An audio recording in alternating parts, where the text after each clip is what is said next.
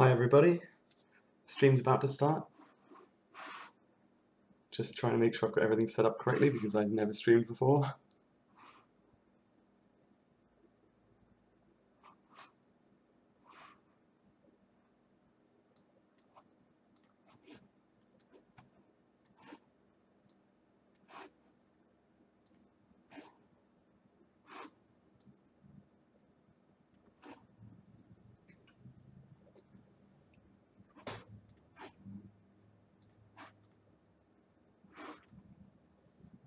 So here we go, starting the first dev stream.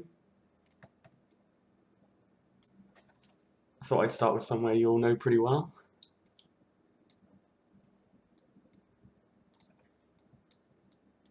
I have the chat open, so if anybody has any questions, feel free to ask. Now what I'm doing today is I'll show you around some of the stuff that I've been working on, and then I'm going to start working on building some props to decorate one of the rooms. I think you guys all recognize this place. You've seen it enough times.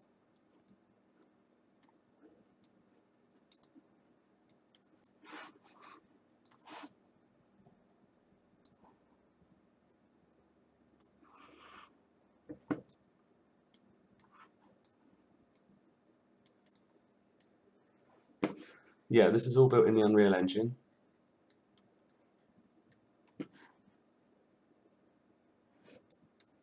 The animated screens were actually done with a hold on, I can actually show you the texture. They use an animated sprite thing. Oh, it's not showing up. Well, anyway, these screens use an animated sprite sheet to give them that really retro feel.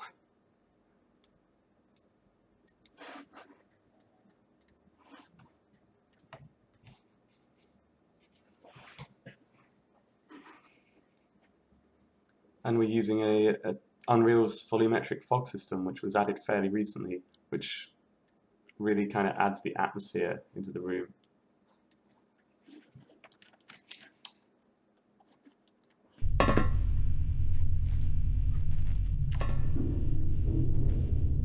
And just to let you guys know, this what you'll see in my stream is the way we work. Our final art areas are separated from the grey boxing and game design stuff, which is all done in separate maps, and then stuff gets moved over as the final art is finished. So pieces of the HUD that you can see here are the pieces that are closer to being finalized and are being tested, whereas the HUD would be more complete. The parts that are still being worked on, such as the mini-map and inventory, etc., they're worked on separately.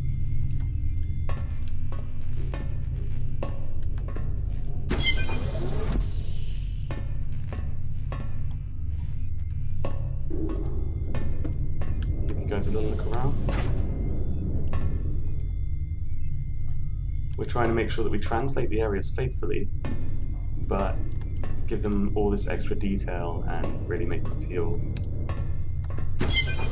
more like a coherent place.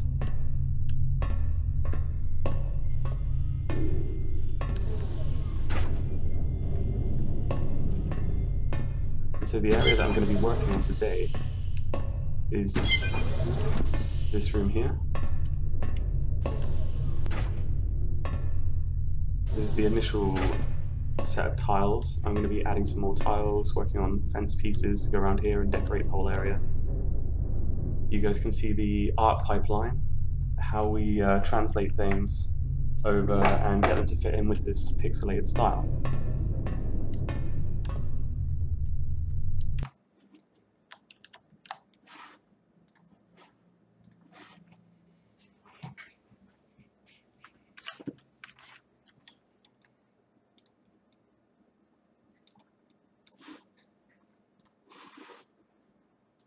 All of the HUD elements are still subject to change, by the way, but I really like the way the compass spreads across the screen.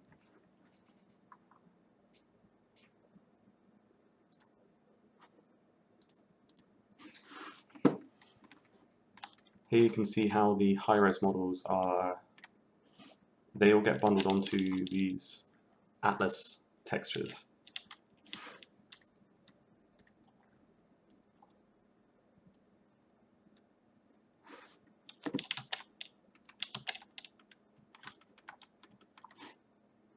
You have to bear with me because this is my first time streaming, so I'm a little bit nervous, to be honest.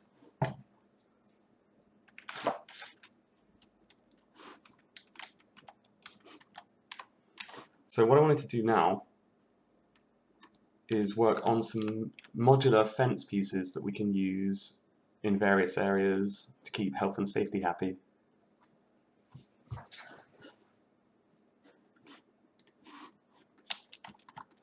So we'll start off by building a high poly. I'm going to work from the things I already have. The grid in the 3D modeling is set up so that we can see exactly how many pixels each part of these models is going to take up. And that's important when you're working in this kind of technique, because we want to make sure that all these edges sit really nicely along the borders of the pixels, so you don't get any weird kind of shading issues where corners happen, etc.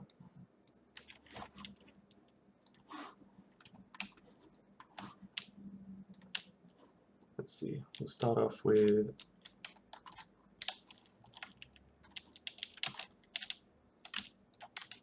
I'll add a cube in here. I've got a space over here where I'll work.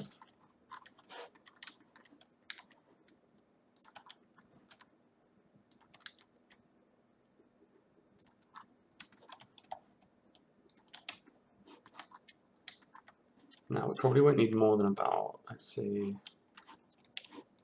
6 pixels across this.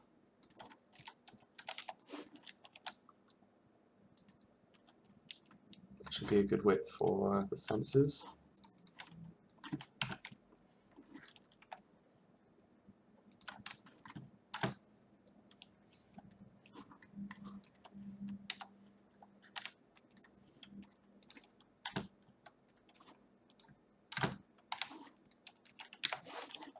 I'm working in Blender, by the way. If anyone here is, if anyone here knows anything about Blender, you might be able to follow what I'm doing.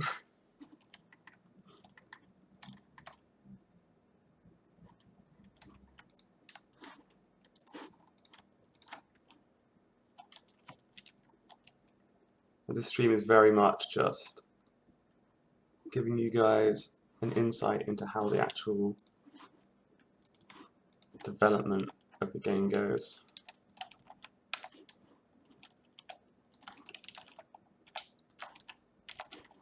So we're being very careful to work with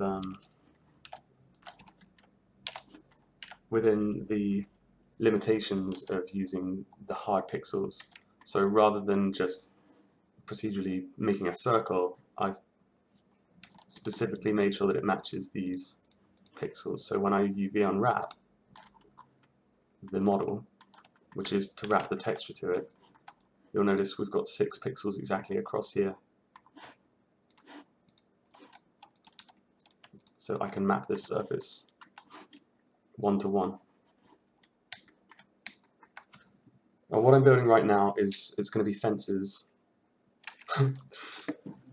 Thanks GTG2000, I quite like my circles.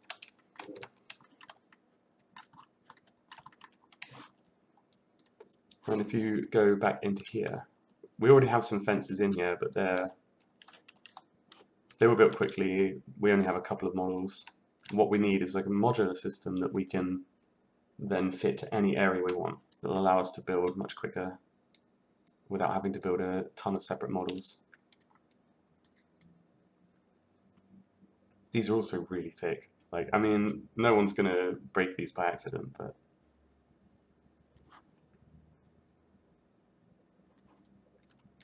I think maybe 8 pixels would be better. This looks okay actually.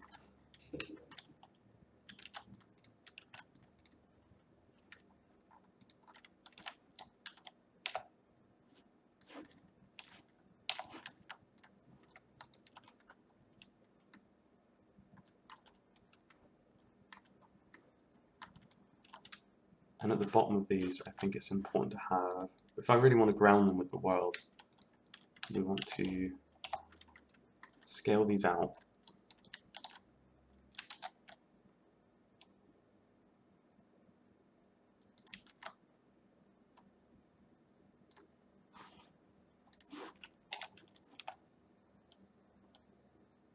I think we're going to need an extra couple of sides in here.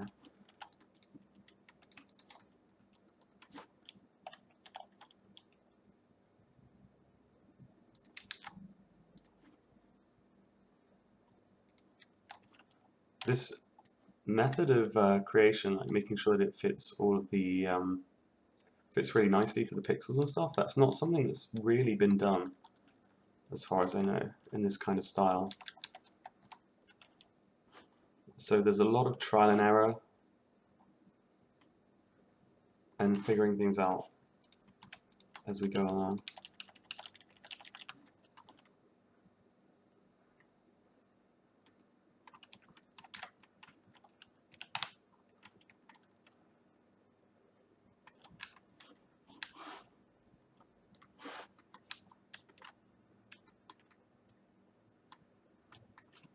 Blender to Unreal export process, we export to FBX and then import into Unreal. It's a pretty standard process.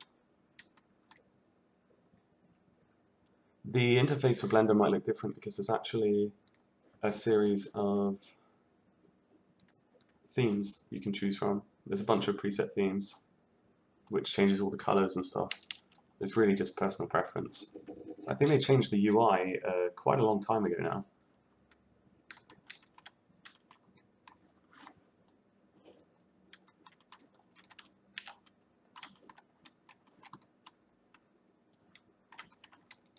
We want this extended past the floor because quite often the floor will have indents or something and we don't want to end up with part of the model hovering.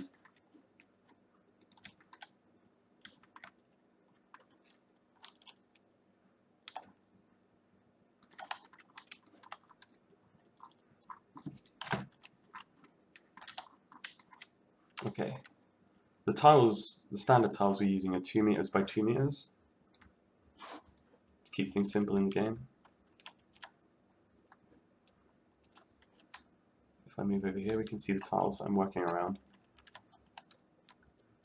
In the old Unity demo, we had fences that kind of came down these sides, cordoned areas off. So I'm going to try and recreate those today. I just realized you couldn't see that. Here we go. When we were this room in the original Unity demo, it had fences that kind of came down here, cordoned off areas, gave it a bit more life, I guess. It looked like a real place.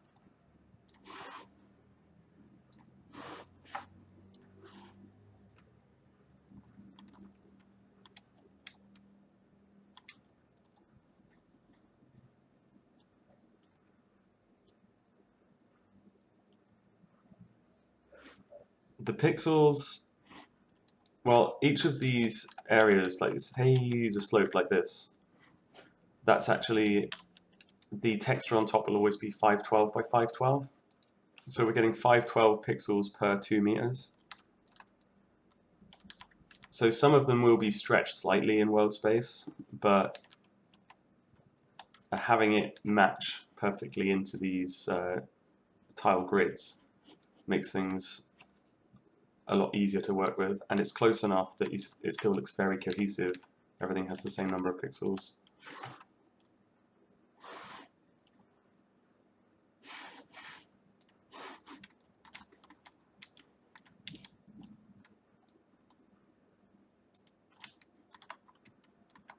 So let's see.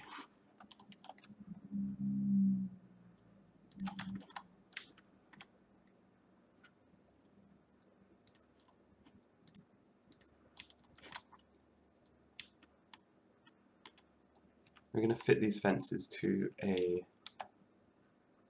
into the tileable grid. So I'm going to build the modular fences in 1 meter chunks.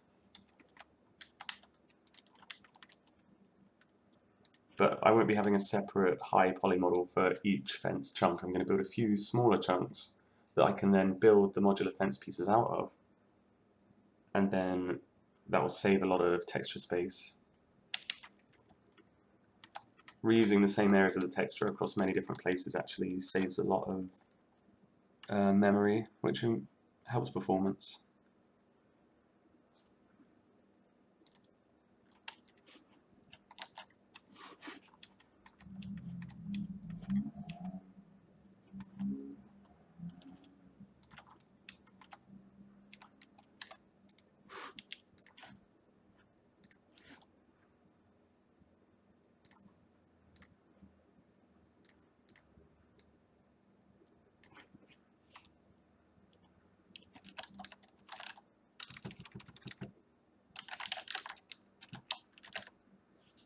I'm just going to export this quickly as a test.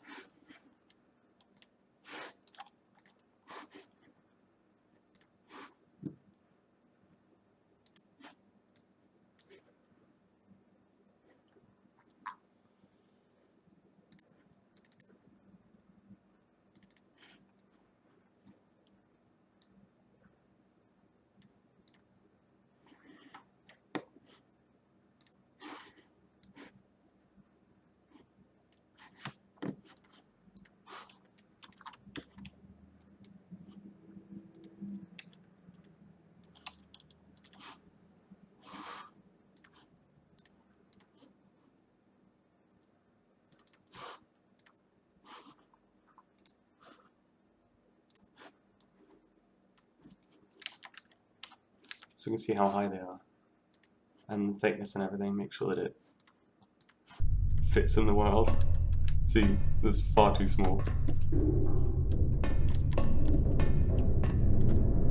I think let's bulk that up a bit.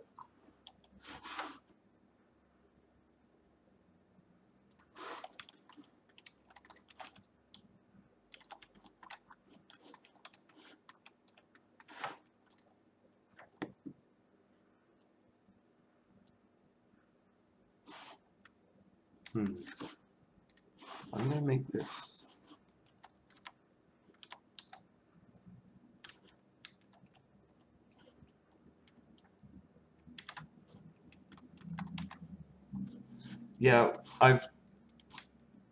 I've tried really hard in developing the pipeline for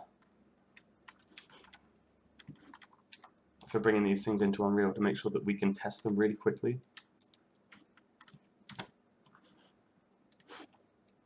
We want to make sure that this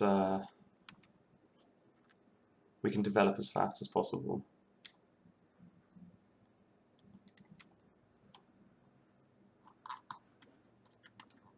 The grid automatically adjusts as you move in and out, so right now you can see we've got the light grey lines showing the 1 meter grid, and then as you get closer in you can see the pixel grid appear.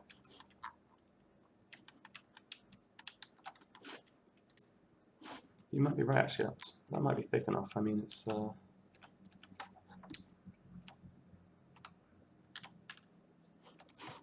looks pretty good.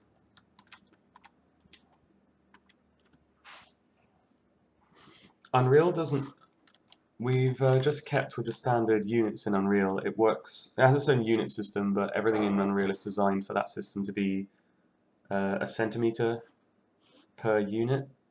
So you can change the snap sizes in here, but really it's up to you what size you decide those units actually correspond to.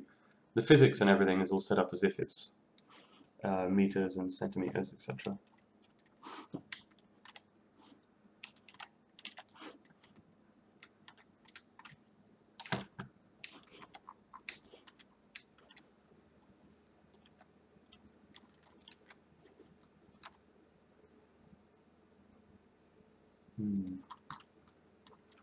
I think that's actually going to be alright. I think that thickness is alright. I mean, with the original ones I went on the larger size, and they ended up looking incredibly bulky.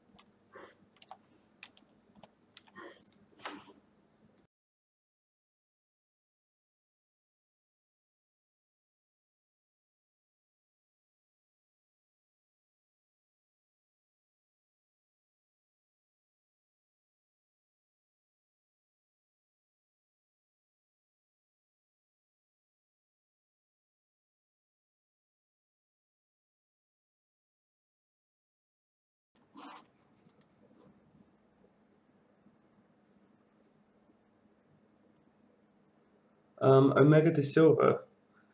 Honestly, I'm not the best person to answer that. I mean, I have only been on the team for a few months, and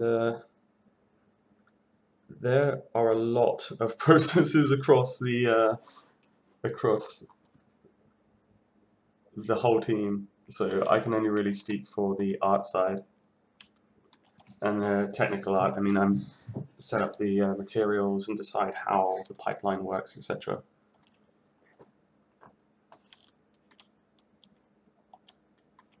Definitely R&D takes a very long time, and it's really important to get everything figured out in advance so that you don't end up with any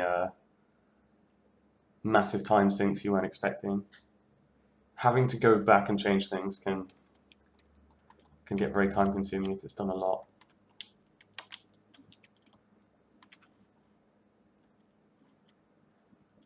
Okay, let me think for a second here.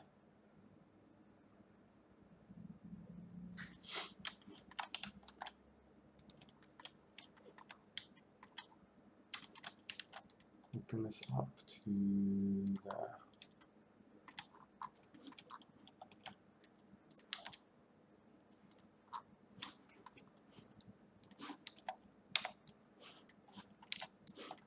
Okay, so that's going to be one of the pieces that I'll use, which is a wherever it needs to connect to the ground.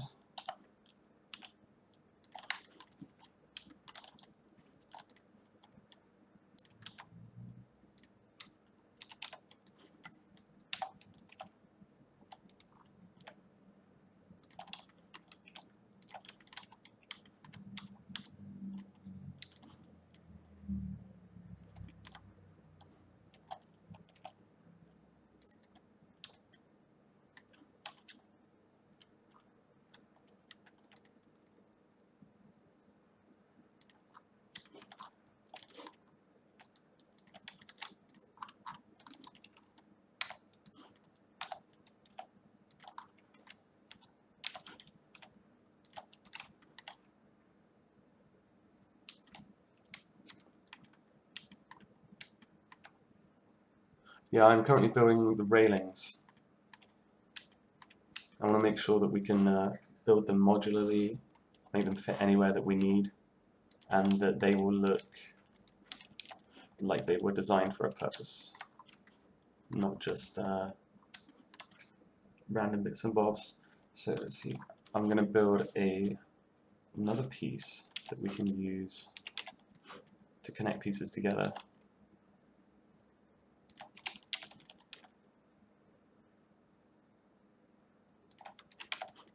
And we'll also need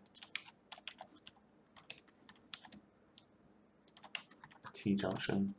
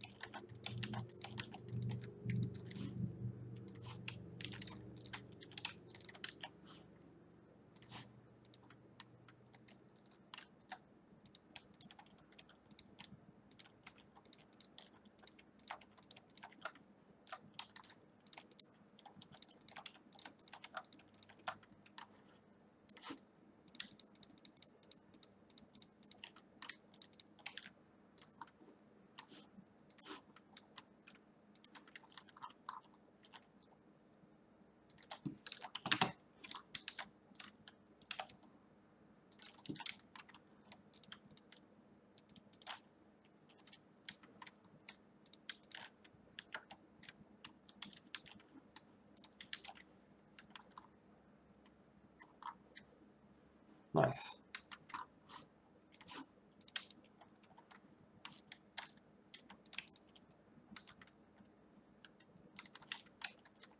Put this back in as well.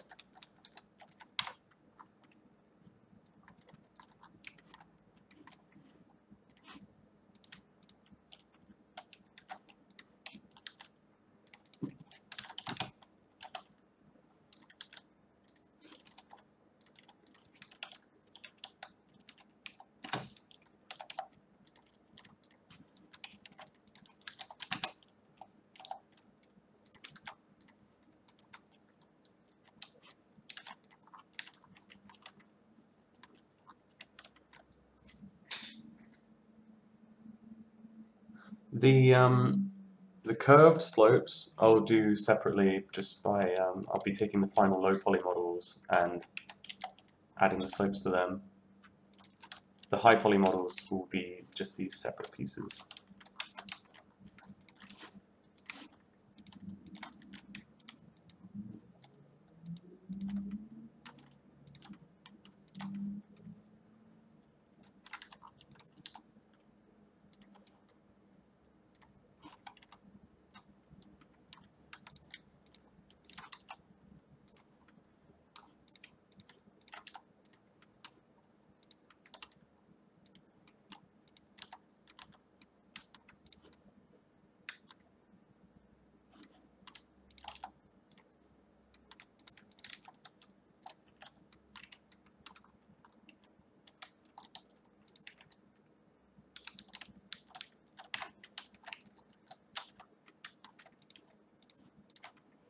Just doing some experiments for shading to see what looks best.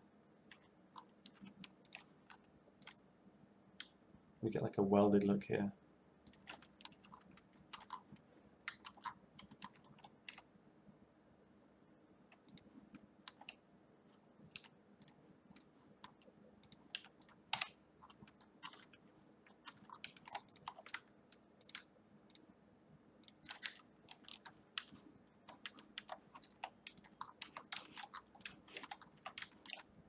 I'm using for anyone who uses Blender, I'm using a Blender tool called HardOps, which is a really nice tool if you're working with hard surface meshes.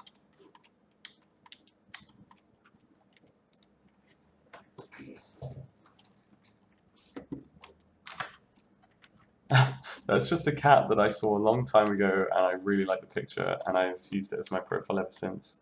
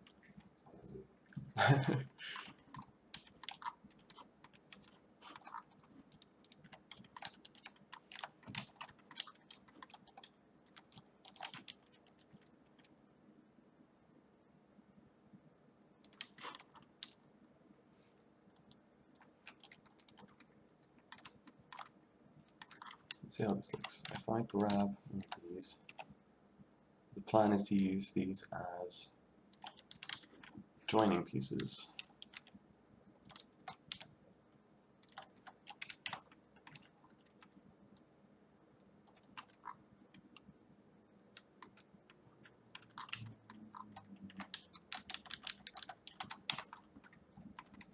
Means I also need to thicken up this guy.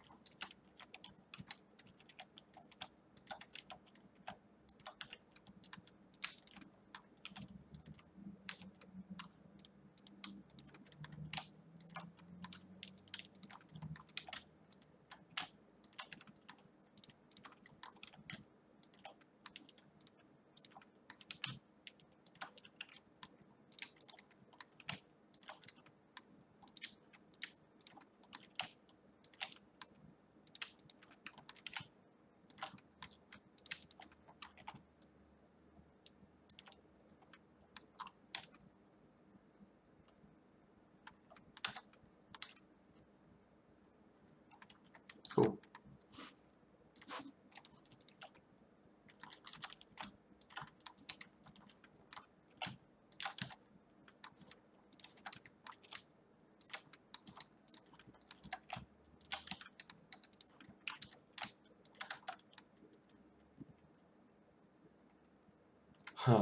I tell you what, I am looking forward to working on the Cortex Reaver.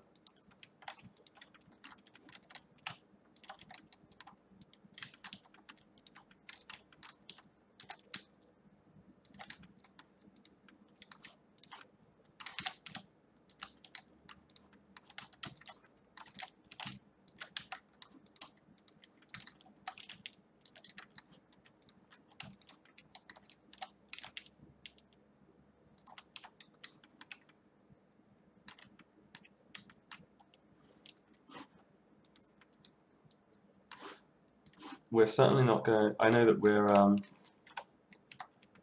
planning to try and make sure that all the fights are a challenge. Well, you know, appropriate to their place in the game.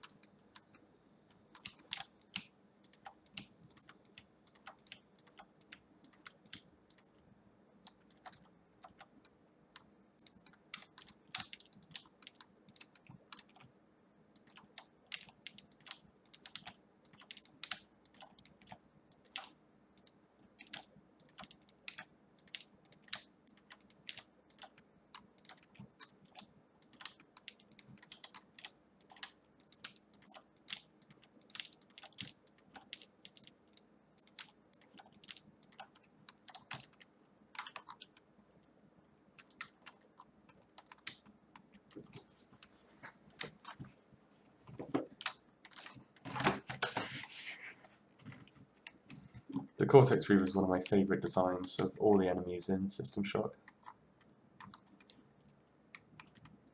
I feel like we really need to make them a little bit more difficult if we're going to do them justice.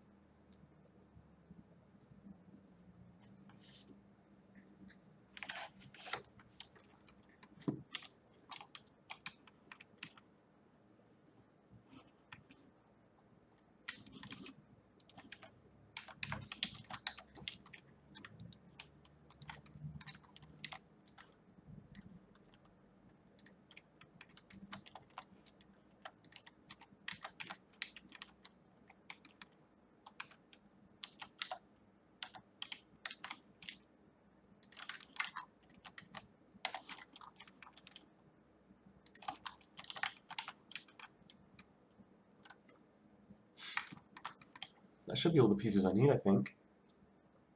I can adapt these. Yeah, I don't want to take up too much texture space with these guys.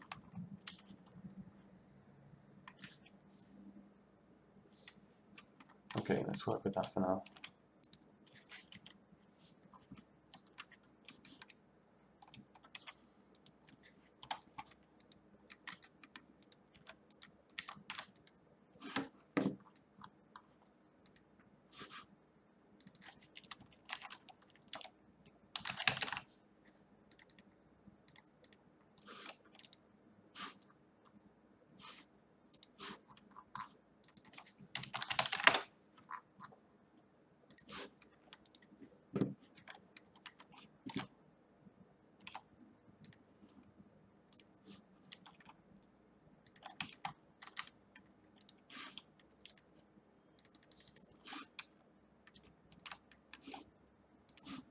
Right, it's time for everybody's favourite part of 3D modelling, which is UV unwrapping.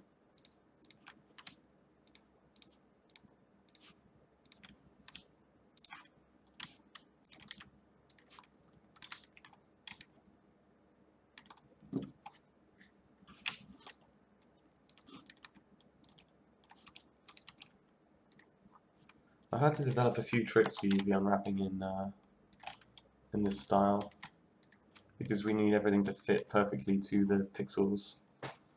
So this is where things start getting a bit more interesting. Let's see.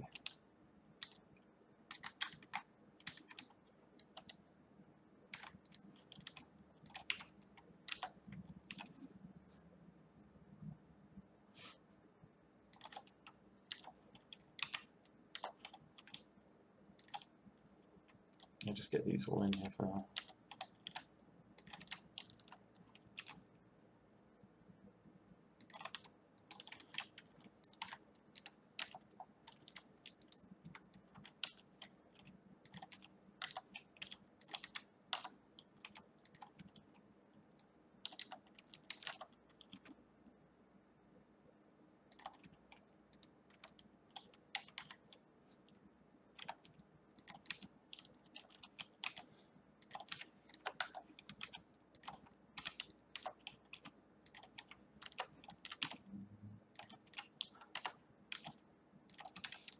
Right, concentrate, Chris. Come on, don't make mistakes because you're on stream. How embarrassing would that be?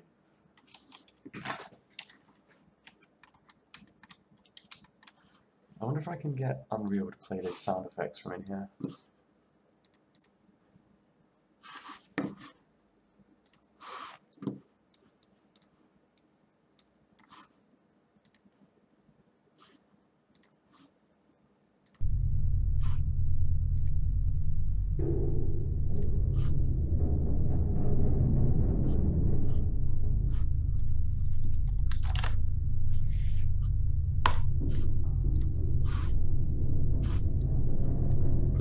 Let's get some nice computer noises.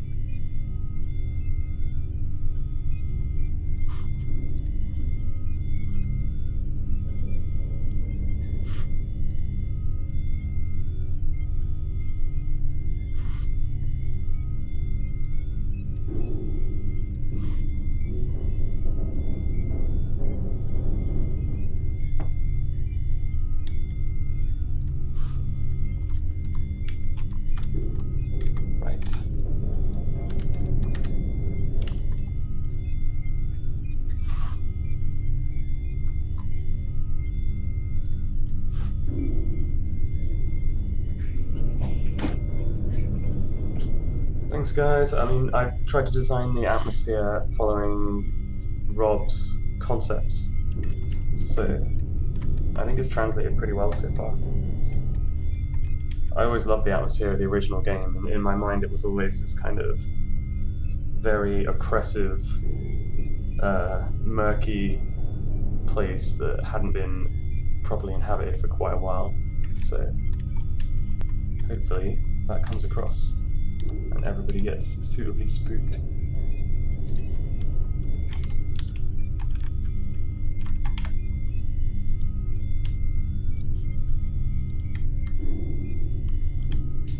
That's going to be an interesting one to unwrap. We'll do that after.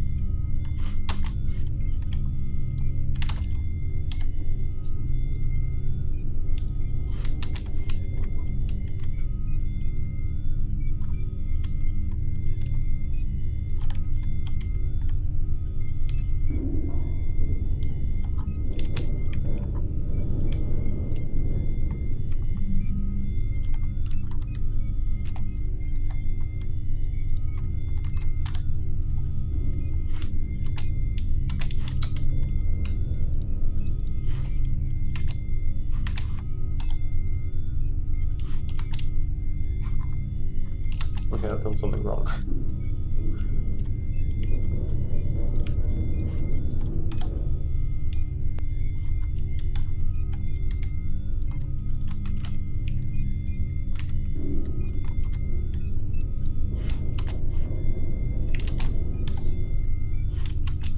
Well done. That's perfect.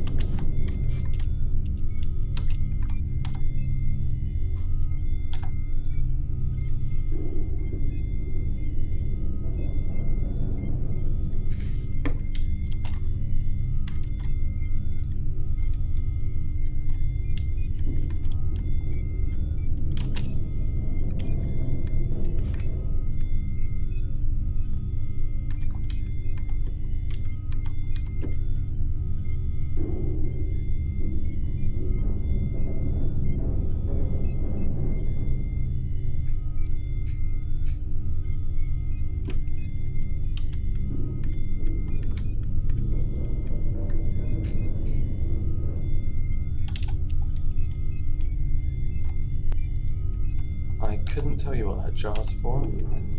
I think it's for when people follow and subscribe and stuff.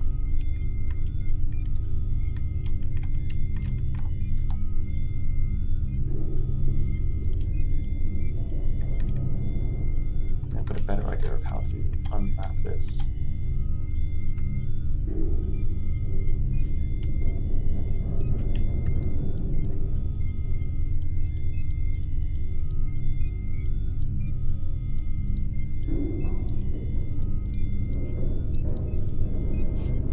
If I want to get pixel perfect unwrapping,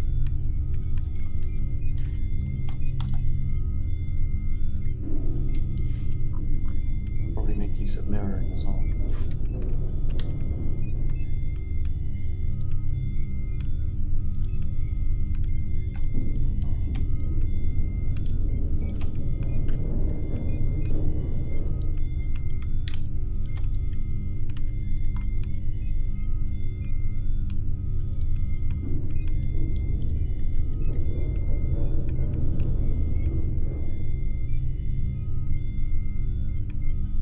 Those pieces are more complicated, so I'll leave those for now.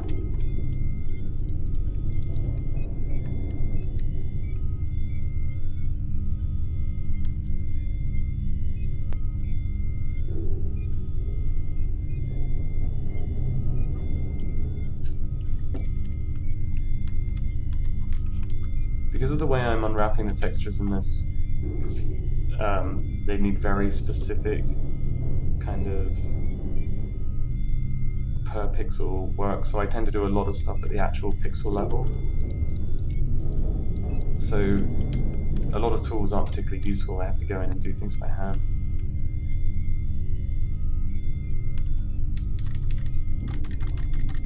I have an idea.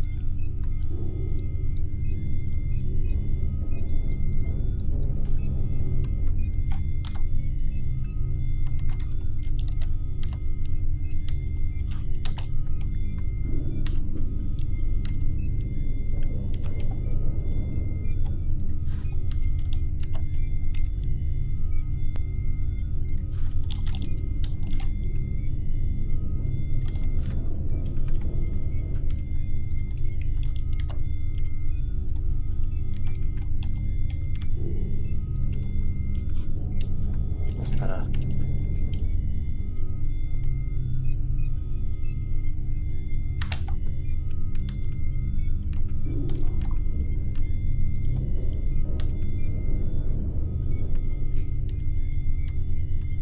That actually works pretty well.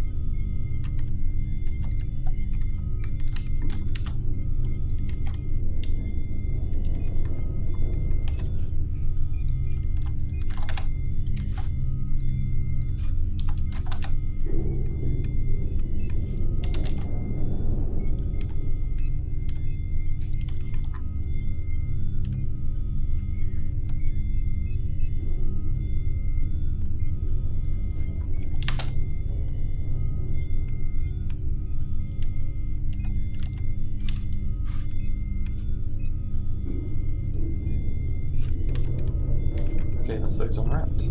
This guy.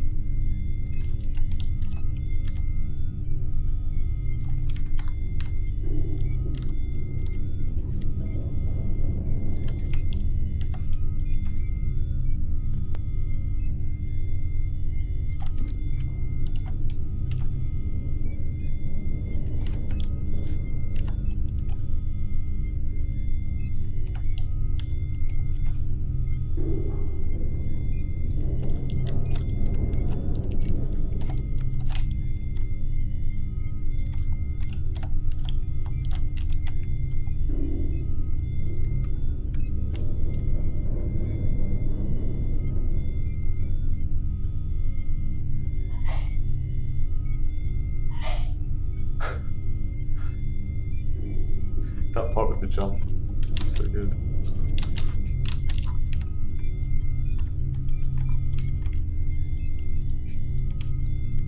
This guy over here, I'm just going to forget about him for now.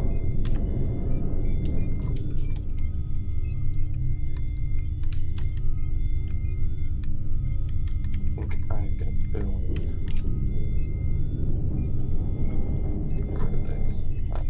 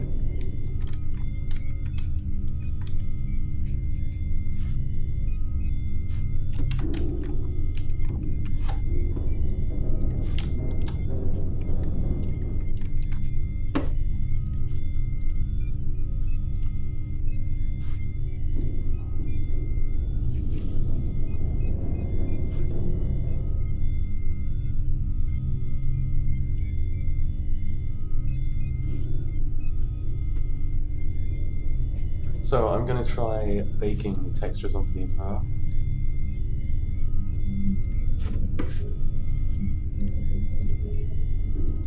Using Substance Designer.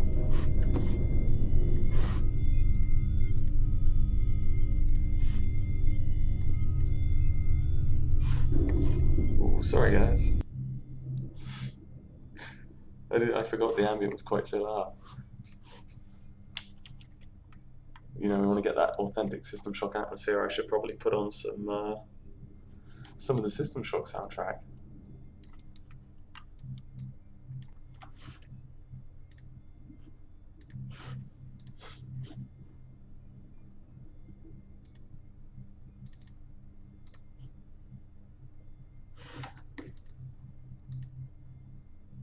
I use Blender for all of my 3D work.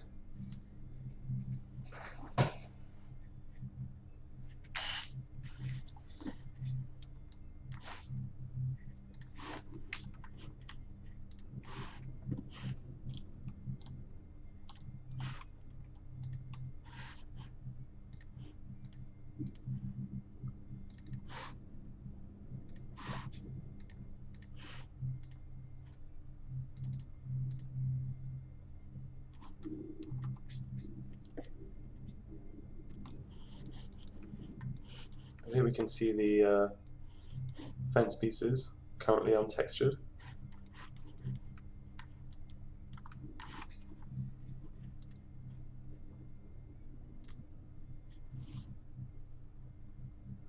I don't manually edit any texture maps unless the whole texture map is being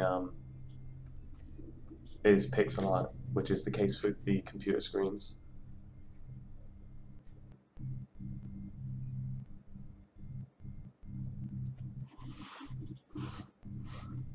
It's quite likely that Substance may break the stream a little bit because it loves to cane my CPU.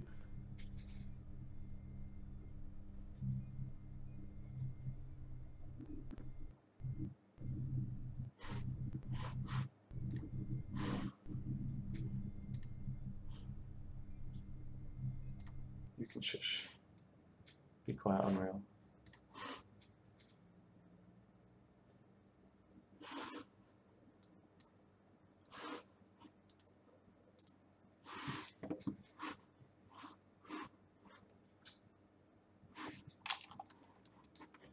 Right, we have basic textures. Now to make this look correct.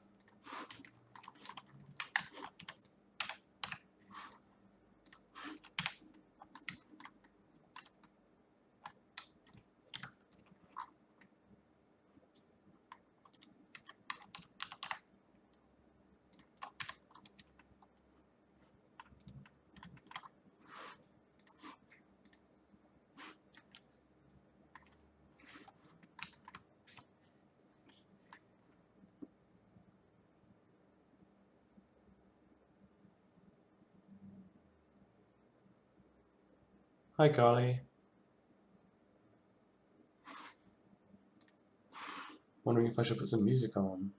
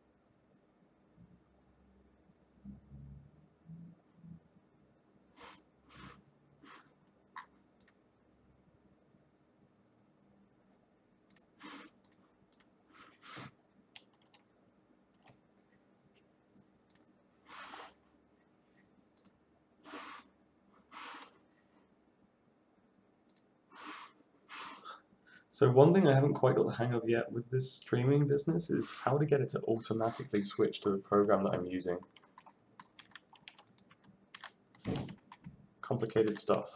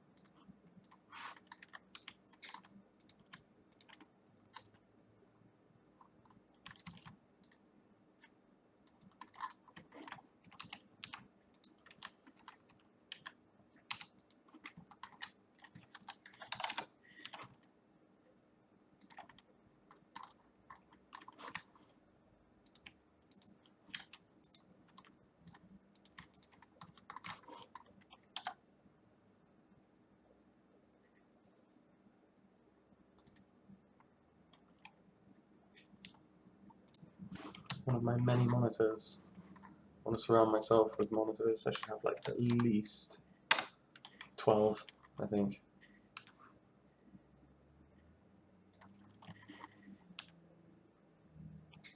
I'm using Streamlabs OBS.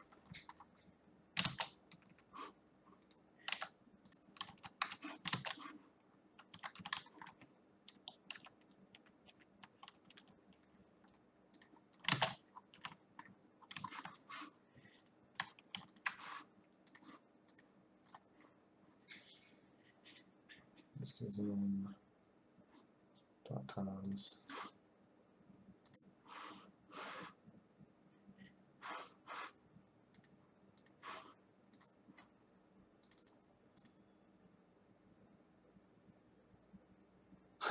I actually only have 2 monitors.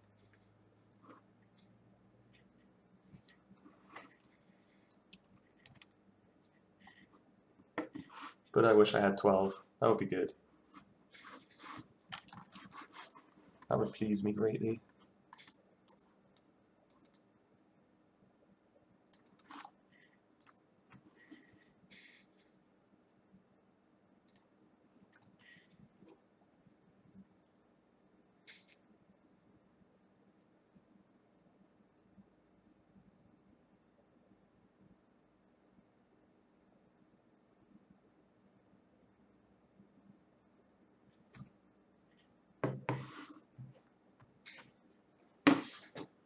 A button to switch windows. That sounds interesting.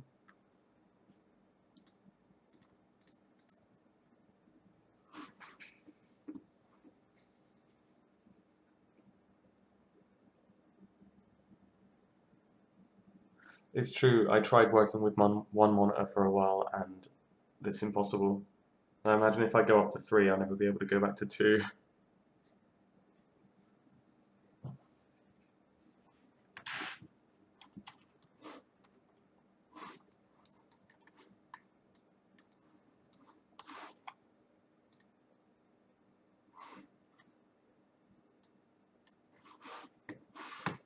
Right.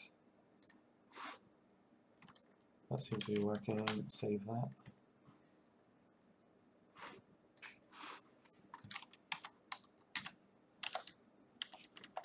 So yeah, if it ever looks like the stream is literally frozen, I'm probably on another window and have forgotten to change which window is being shown. True professional streaming right here.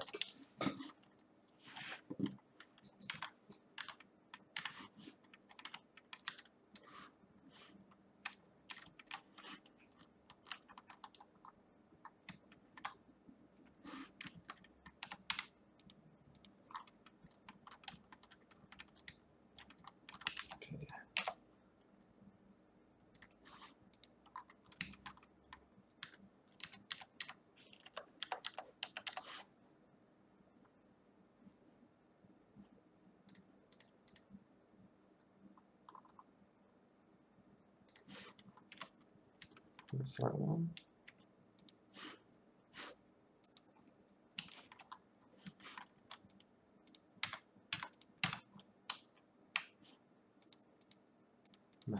Yeah.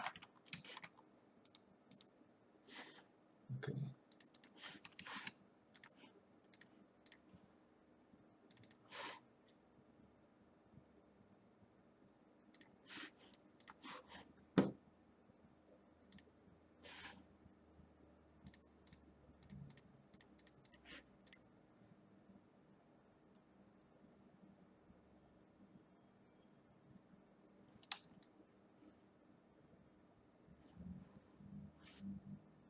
Okay, we've got a couple errors on the substance. This is Blender.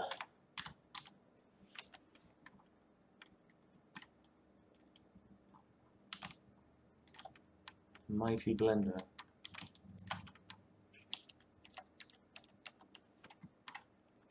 My personal 3D modeling program of choice.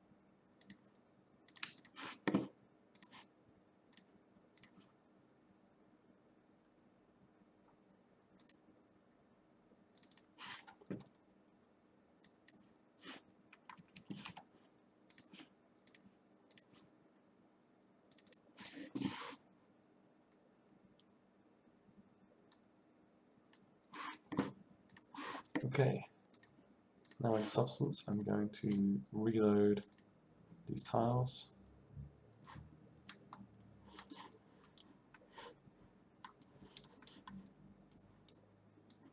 And then rebake them again.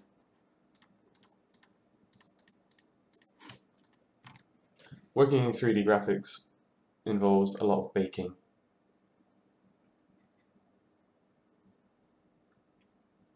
Unfortunately not the delicious kind.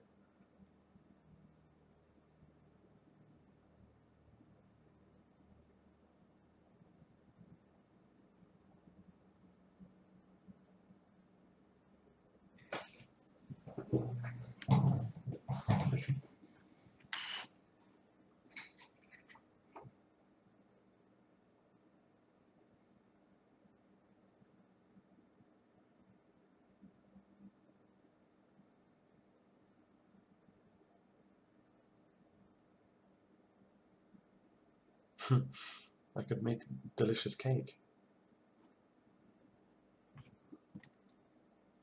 Delicious 3D cake. That'll do for now. I can fix any other issues later. But I want to test these things.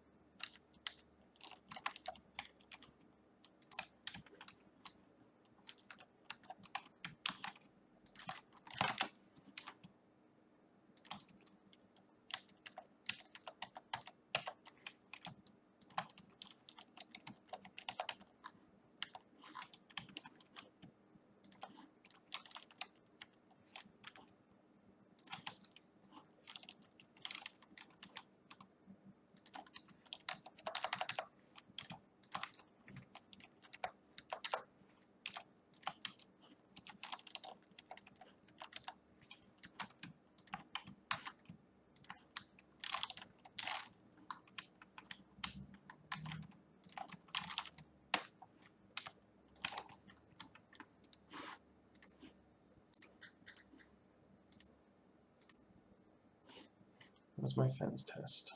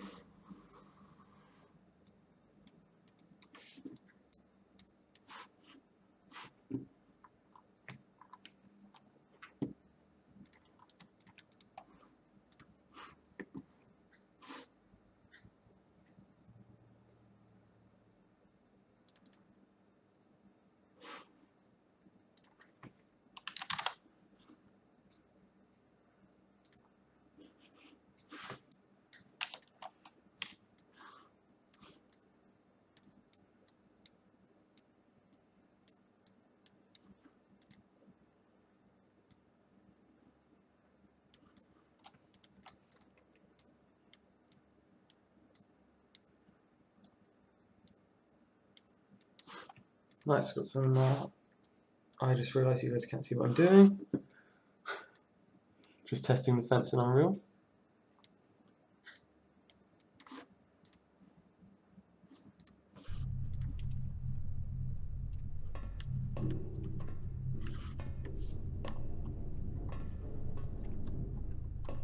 There we go, we now have a working railing.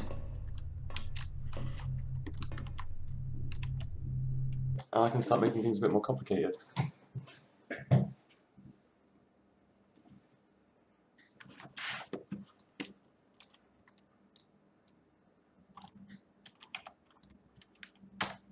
It's a lovely dark room, I'm sure you can all see brilliantly.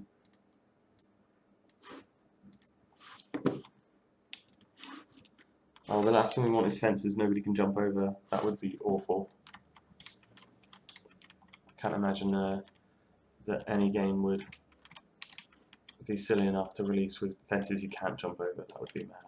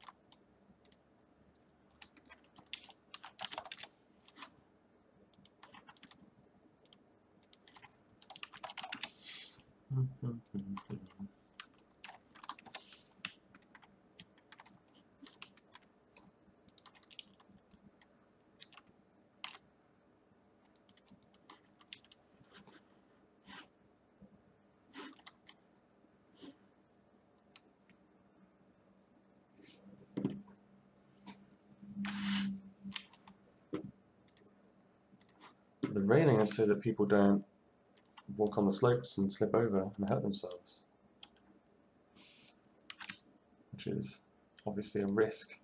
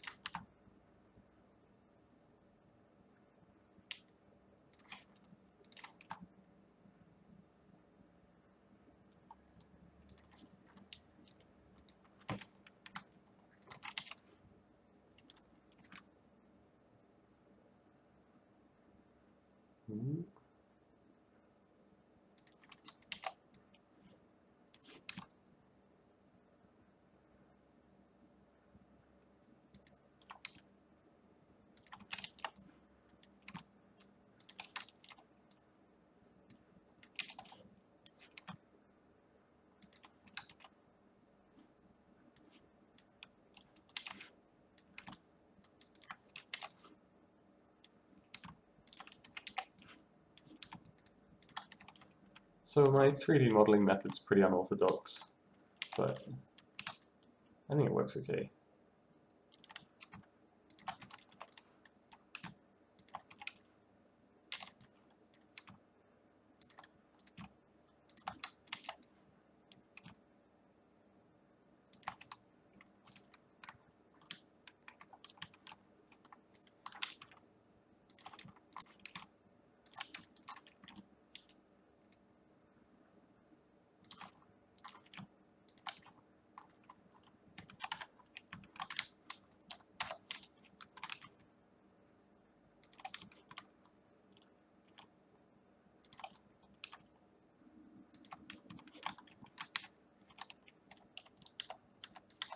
Yeah, and I mean, my prototyping speed is really fast, which helps a lot, especially on a game with a small team.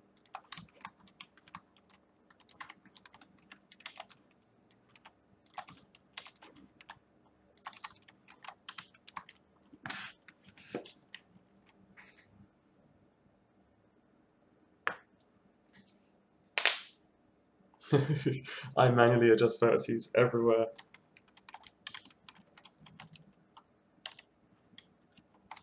Because I'm a horrible heathen.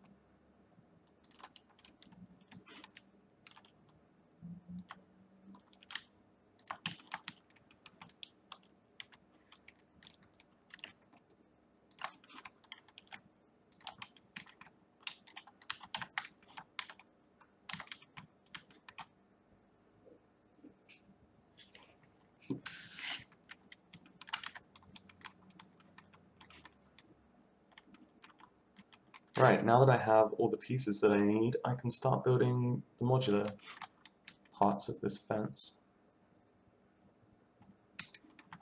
I think I'm going to adjust this slightly.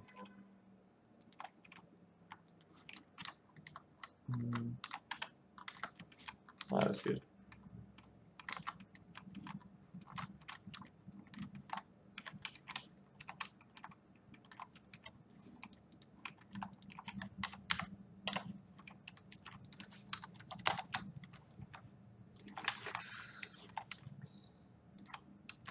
Good, that didn't work.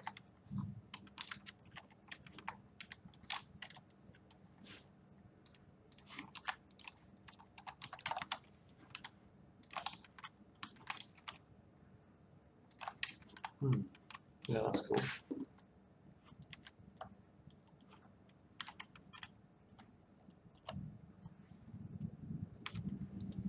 I'm going to make a meter-long hunk of fencing.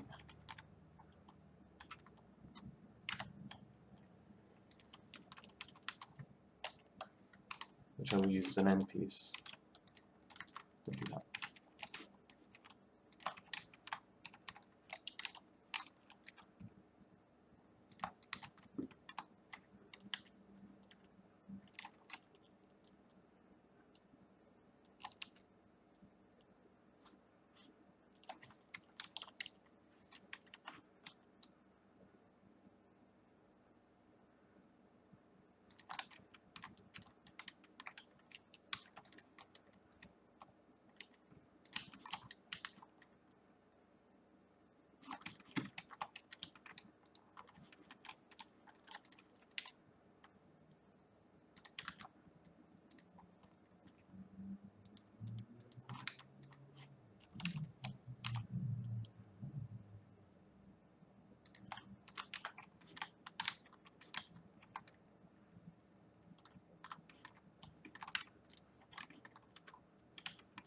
Designing modular stuff's always kind of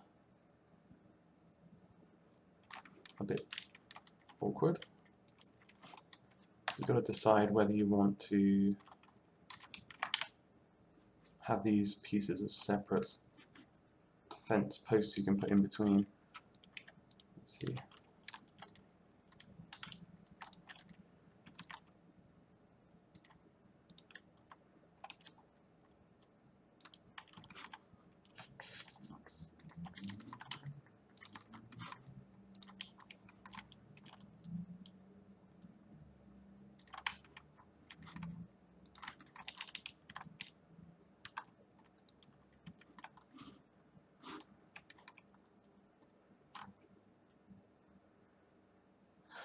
Yeah, it really depends on what I'm working on. Like, obviously here I've decided to build these pieces first and then build the variants, but it really depends on what's best for that particular prop or tile. With fences, this way works really well because you can get a lot out of a small amount of space on the texture map, and it saves a huge amount of time.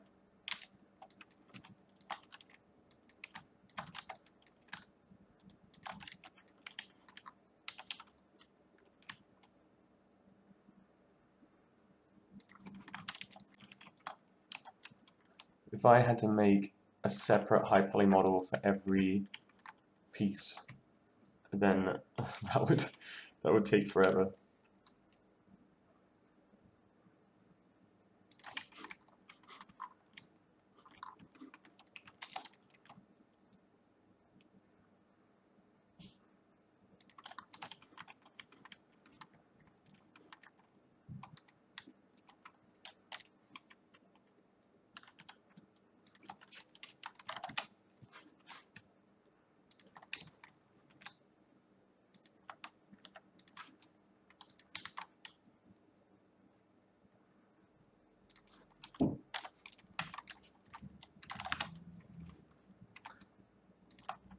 Well, we're trying to focus on making sure that the development's fast,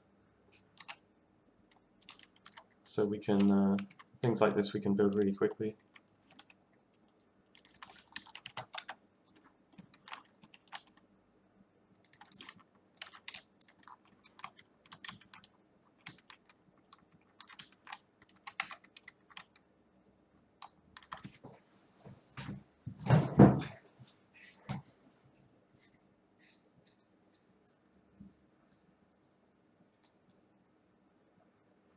No, penguins still have no audio. I guess I can.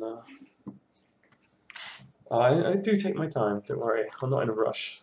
I'm just trying to make sure that where I do build stuff, it's in the most efficient way possible, so that if we need to change anything or reiterate, or just for the sake of getting the game done faster.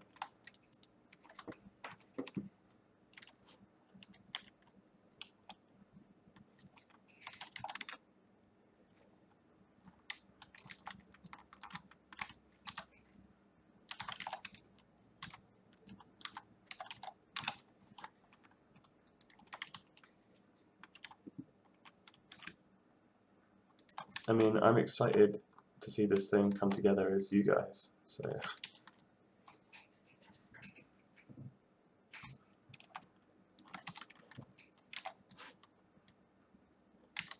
That's a cool piece. I like that piece. I wonder if I should.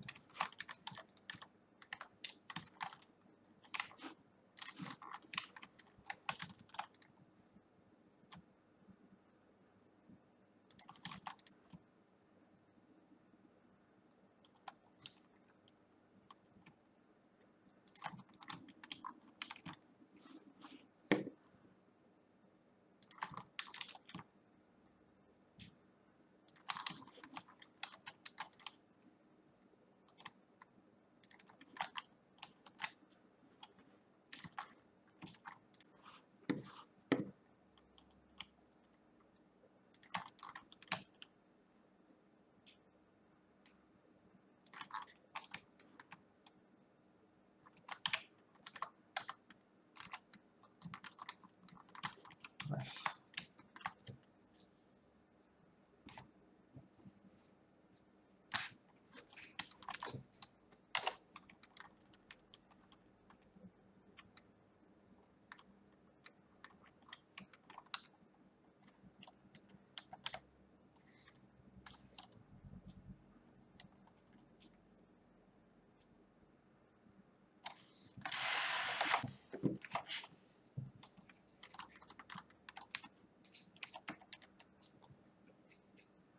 Okay, so we need the end piece, we need a corner piece.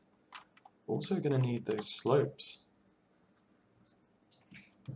But the nice thing about doing it in a modular fashion like this is I can quite easily just build some new parts if we need any unique shapes. I don't need to do a whole new high poly just for a different shape of fence.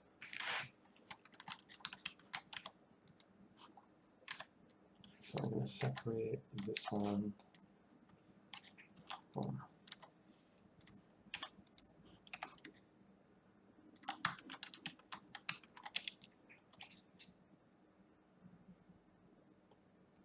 I'm modeling inside Blender and then exporting FBX to use in the Unreal Engine.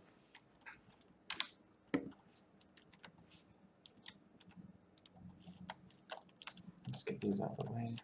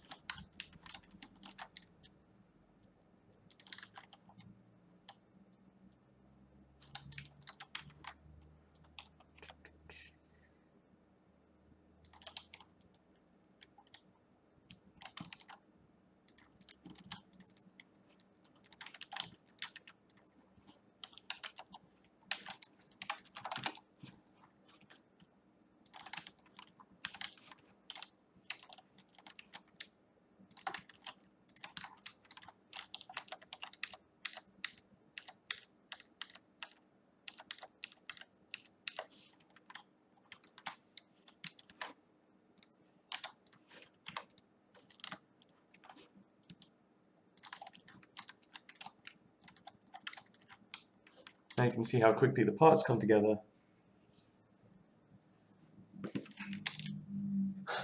Yeah, people ask me a lot what 3D modeling program I use, and then a lot of the time when I tell people that I use Blender, they're like, "What? You use Blender for professional work?"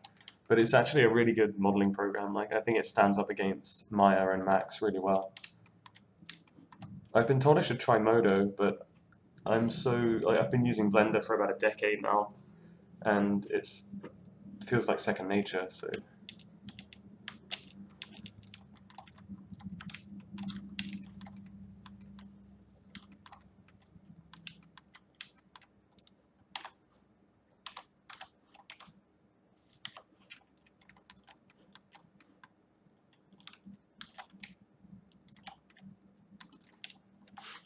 yeah, our game's gonna have the best fences, just so you know, best fences of 2018.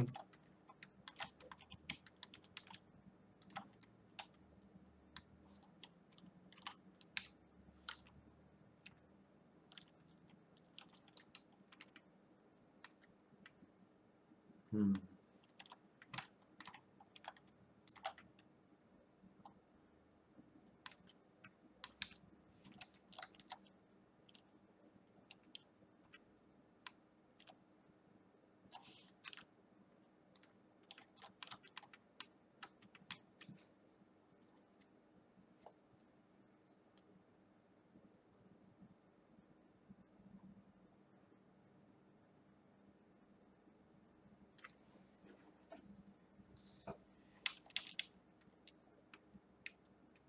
I didn't know that Blender had a professional version actually.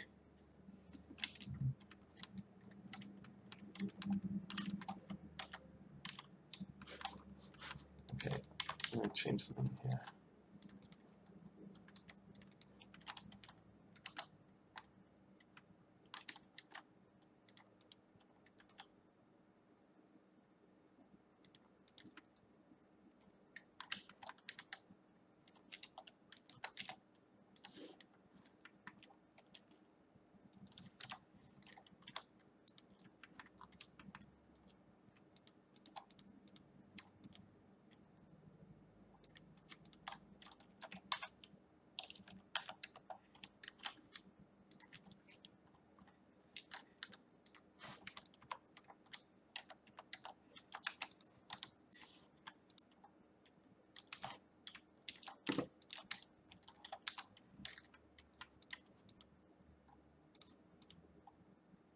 Perfect.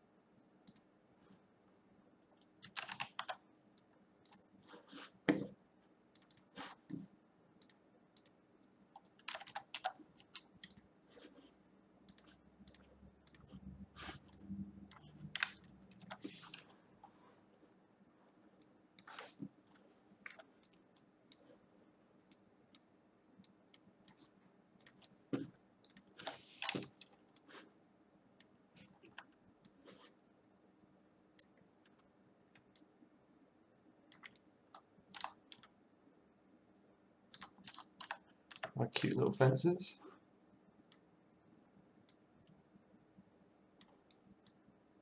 Well, I've made a mistake somewhere. Let's go take a look. Where have I messed up?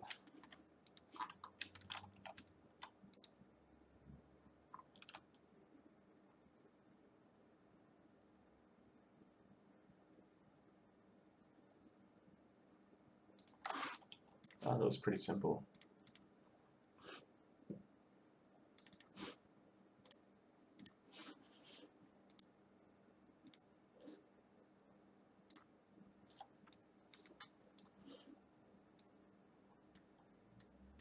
We have connected fences. I'm going to need a short end piece as well as a long end piece. They'll light up a lot more once the lighting gets baked.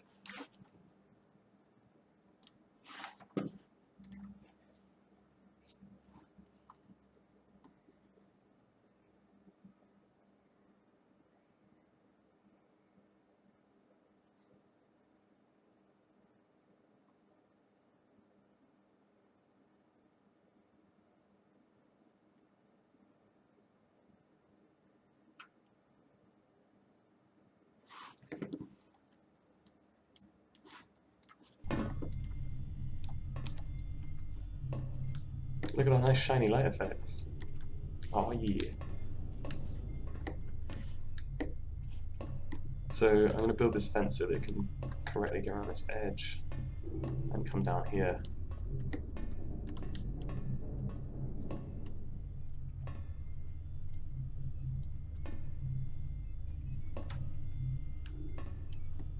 Don't know if they feel a little small. Don't want the hacker to trip over.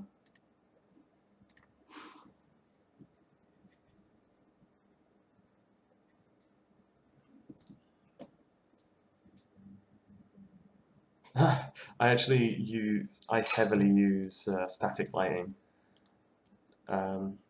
Unreal's volumetric static lighting is actually amazing and allows us to do stuff like this.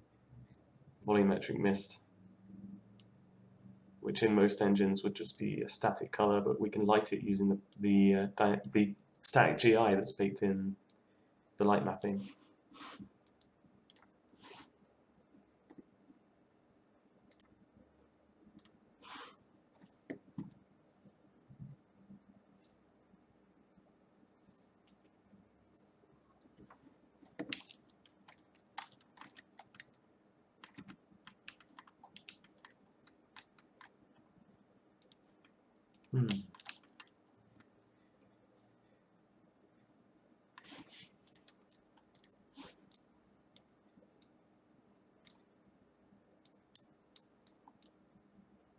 Don't think they need to be any thicker. I can just extend them.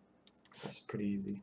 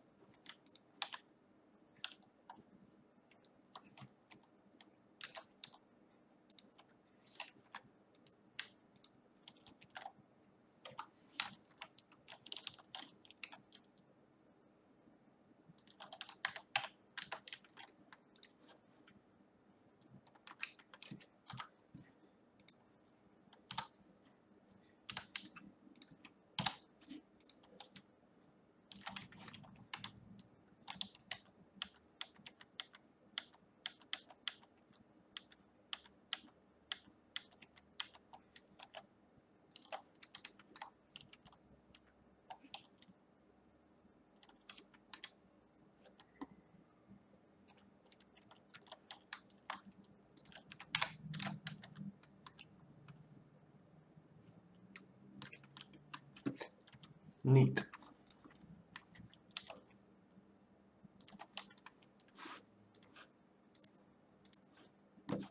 Oh, you guys can't see Blender. Sorry about that.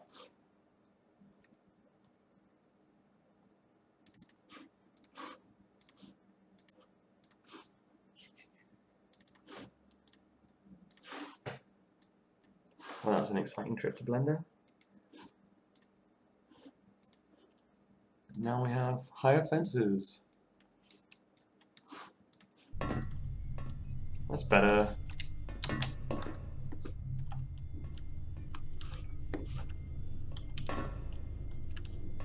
jumpable fences as well. Very important.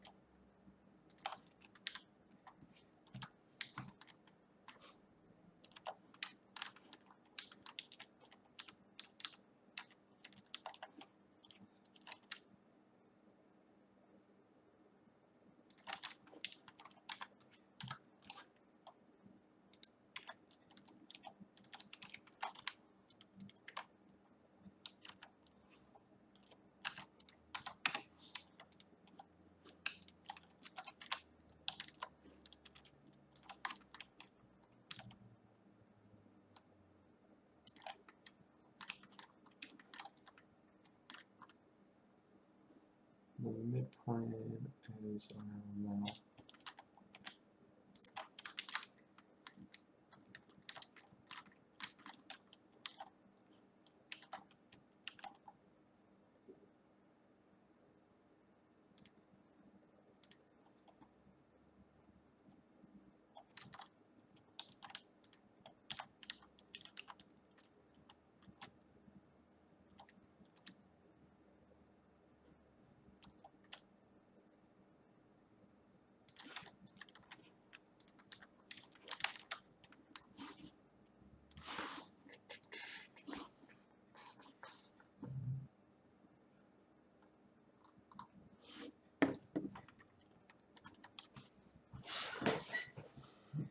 Learning Unreal Editor. Honestly, there's a huge number of tutorials online. I'd suggest going through the tutorials because there's no better way to learn a program. There's no better way to learn a program than using it, to be honest. So you just have to stick at it.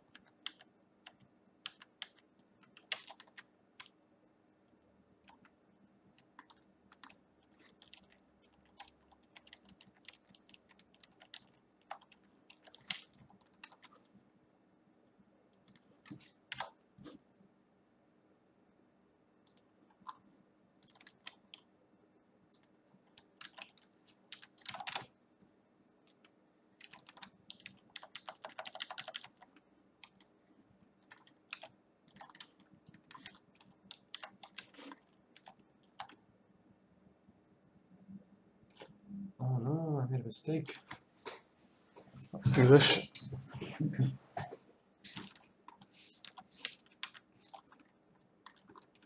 Although, that might actually work in my favor if I get rid of these.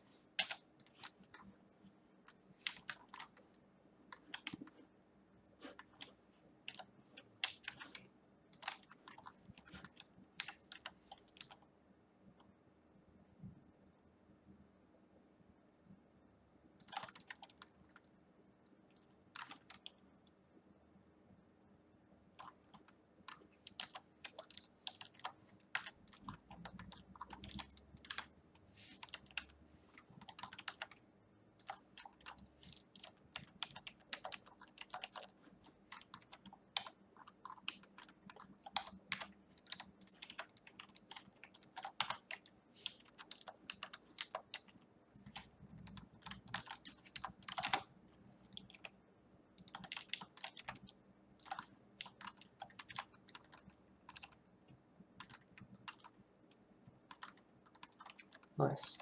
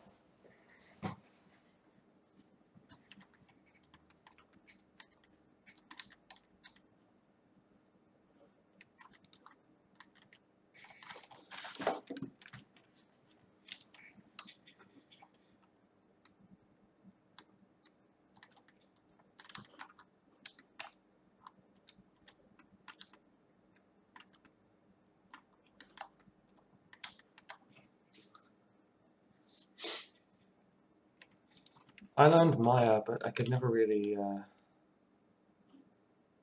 I don't know, I just didn't jive with it, I guess.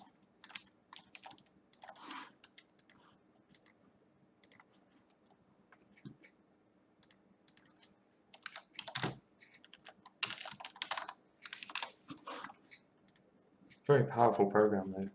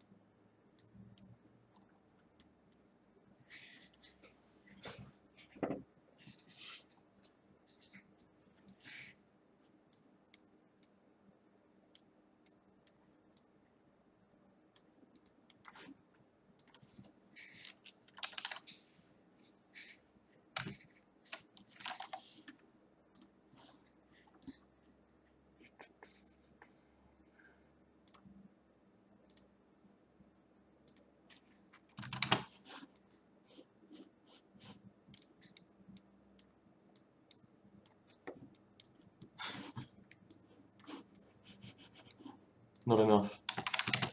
Oh, it won't let me go higher.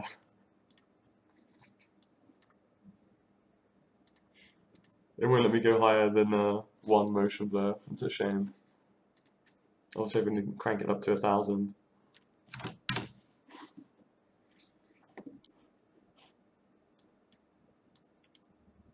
There's a huge number of modeling programs used in the games industry. Max and Maya are the most well-known, but I'm pretty sure Valve used Softimage for Half-Life 2. Modo is getting a big following these days.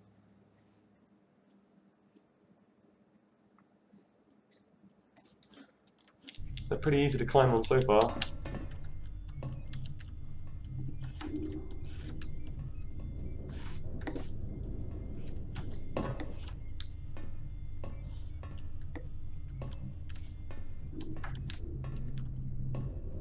I feel like they're working a lot better, so that's good.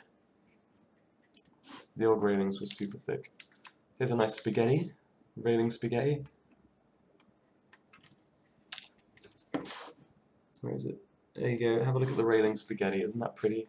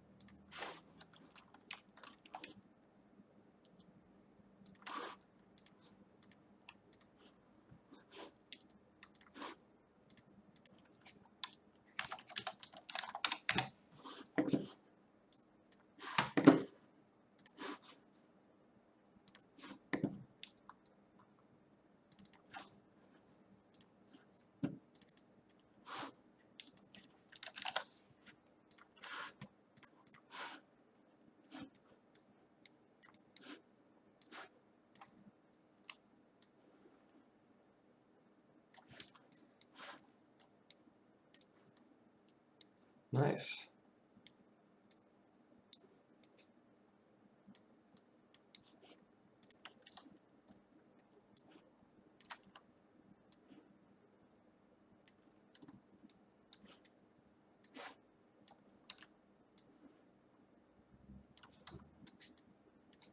I need a different end piece for that.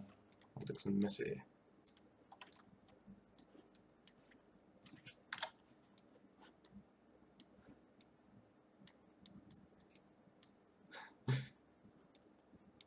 It's something that I've been doing for a really long time, so once I get into the swing of things, stuff does build really fast. Let's do a rebuild.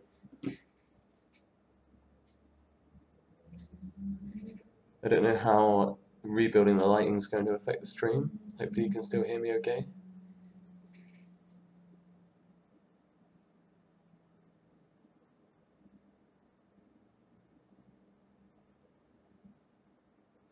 Yeah, if you're careful with your pipeline, you can actually build. You can get things really fast and efficient, so that you can move things in and out of Unreal really quickly. Using Substance Designer as well speeds things up a huge amount. I don't generally do any of my. Why is this not building? The dark blue look is unique to medical. Well, I do very little of my texturing by hand. Most of it's done through Substance Designer using a set of materials that I've spent a lot of time setting up.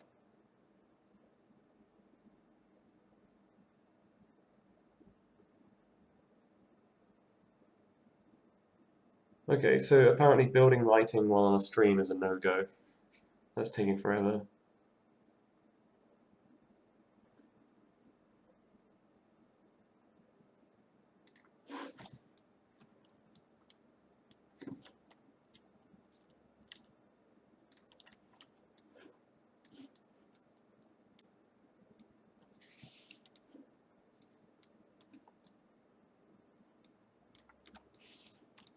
The textures need some work on these as well.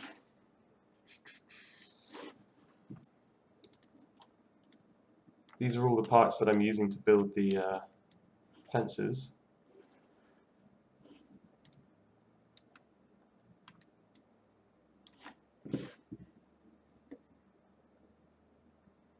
The colors are actually the exact same color values as the original game.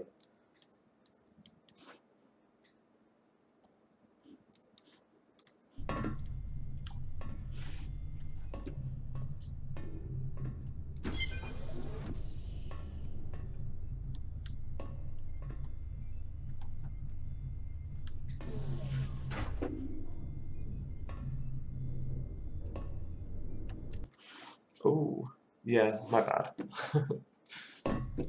So yeah, if you look on here, these colors on the walls and stuff are the exact same color values in the original game as the base diffuse color, and then adapted from there. I mean, I've taken some liberties by changing the shade so that we get some difference. Like this metal on the floor here is actually a slightly darker shade, just to give it more interest to the eye.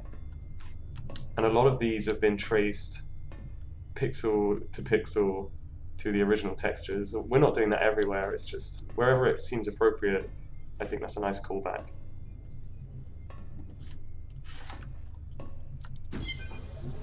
These walls here, they're using a pretty simple flipbook material to randomize these tiles in the walls. So we can just use the same tile over and over, and each one of these little internal pieces is a random selection out of 16 different ones.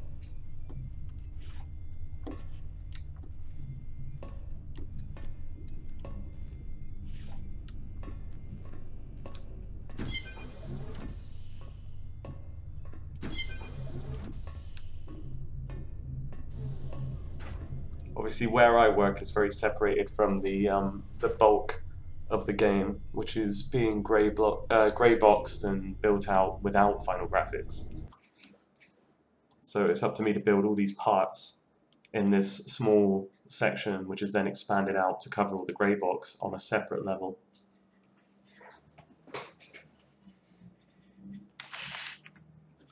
Yeah, every time you load the level, it's the randomization seed is actually the location in space of the tile. So if I move this tile, they actually change.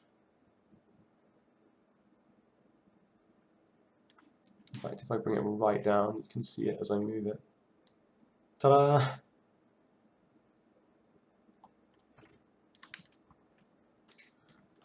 I actually made a mistake when I was setting up that material where I left a time value in there. So at one point you were walking through the level and the textures were creeping along the walls, which was interesting. Maybe something we can think about using in cyberspace. Yeah, a level without any lighting looks like this.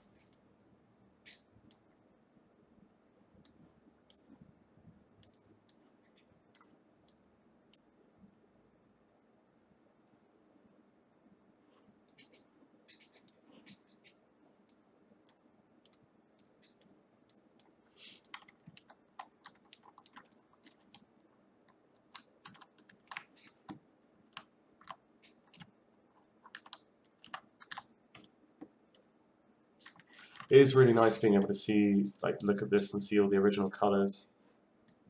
We're trying to keep the gameplay space as close as possible. But some of the roof parts, especially here, we're kind of adapting things a little to make them... They were limited in the space they could use in the original game because they were stuck to a certain grid size. So what I've done is I've kind of opened things out a little bit and added a few more smaller corners, but up here in the ceiling where it's not really affecting the actual play space.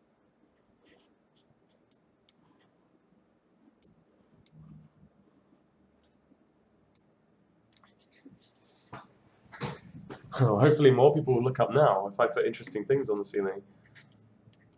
Or, you know, maybe I'll just hide a bunch of enemies in the ceiling and make them drop down on your head. That would be great.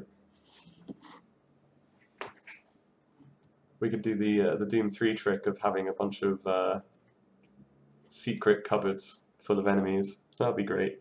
Everybody would love that.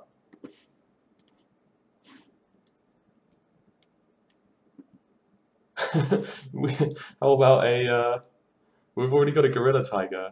We can have like a drop bear mixed with a honey badger. That sounds good.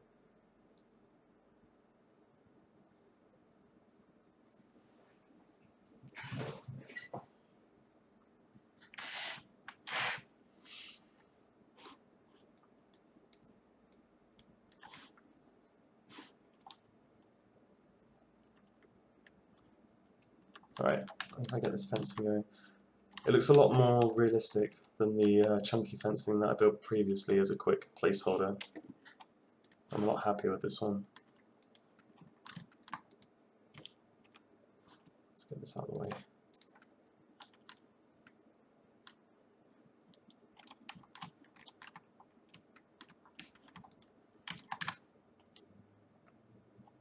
I think a simple half piece.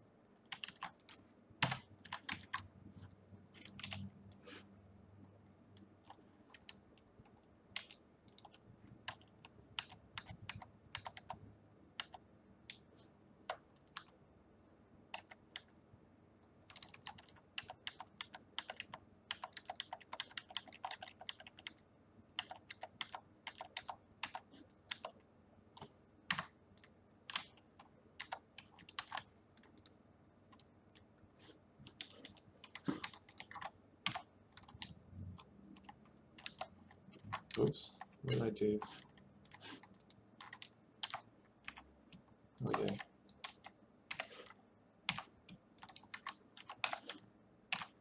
Whoever suggested the straight pipes, I think you're right. I think that's definitely the best course of action.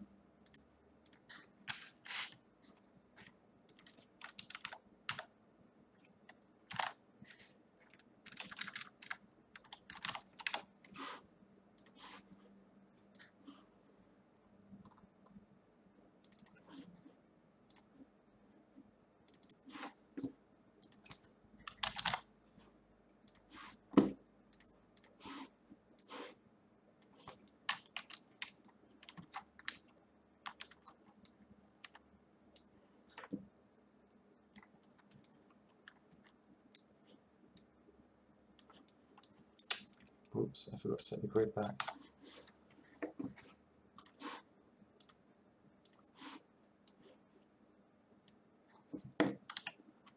What's killing my FPS all of a sudden?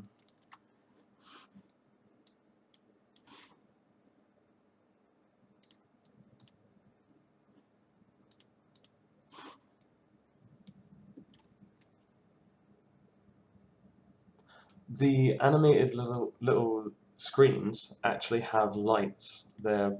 If you know anything about Unreal, they're blueprints with a bunch of very small lights attached that fade out at a distance, which allows them to affect the fog, so we can have this lovely glow in front of things.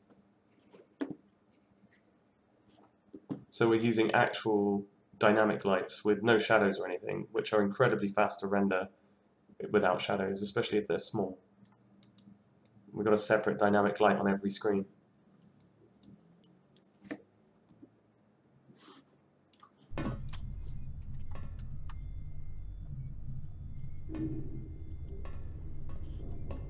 Also means we're looking into having all the screens breakable, but that's really going to depend on how difficult that turns out to be.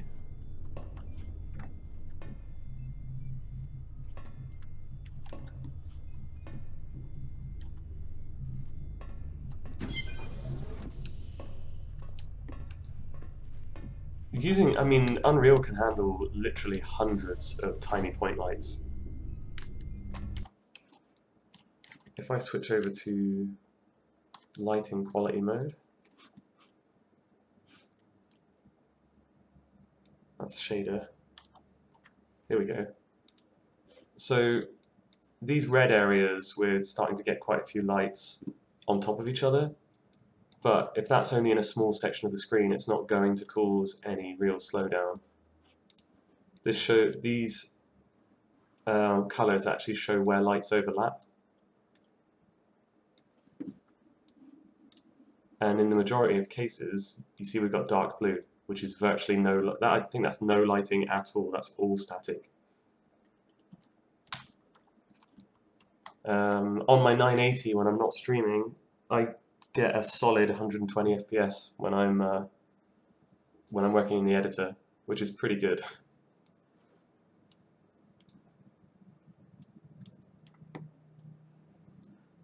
Also, these fog effects are using a bunch of real-time noise, which is not very optimized. That needs to be baked down at some point. I haven't done that yet since I'm still tweaking the effects.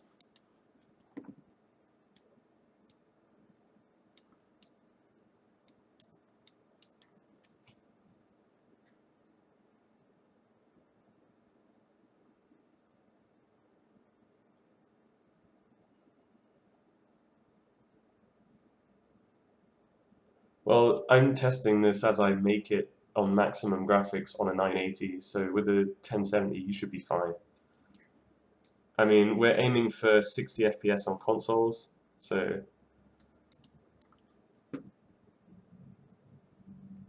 anybody with a half-decent PC should have no problems.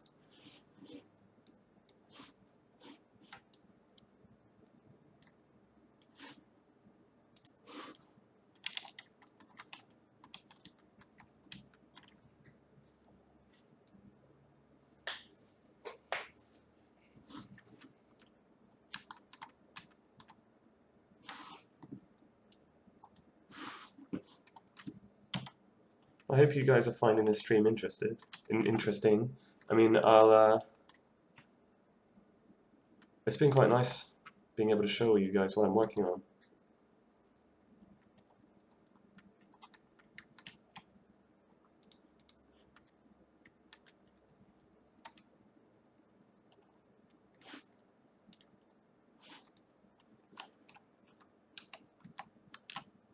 If I get used to streaming, I'll definitely try to stream more frequently.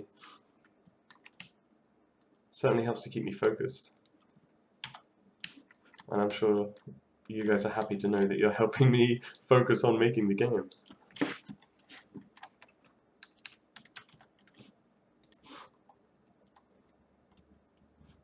Okay, now I need to build this sloped fences to go down. So that's going to be a 2-meter piece. Let's cancel that one for now. Put it out of these.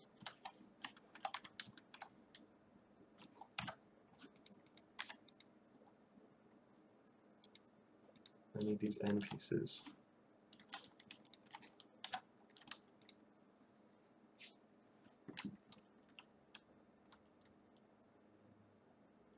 Well, the game is being designed for PC, but we're focusing PC first and then trying to keep consoles in mind. So when we make decisions, we're like, this is how it should feel on PC, but will consoles be able to control that, if you see what I mean? It's always going to be PC first.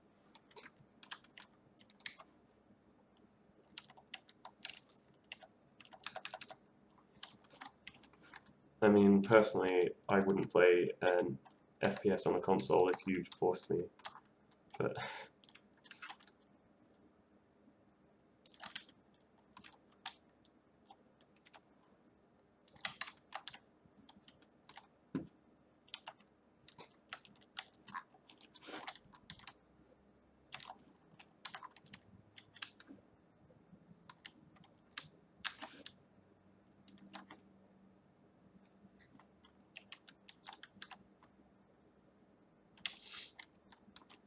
yeah, I think it's nice to be able to, for you guys just to see the game being made.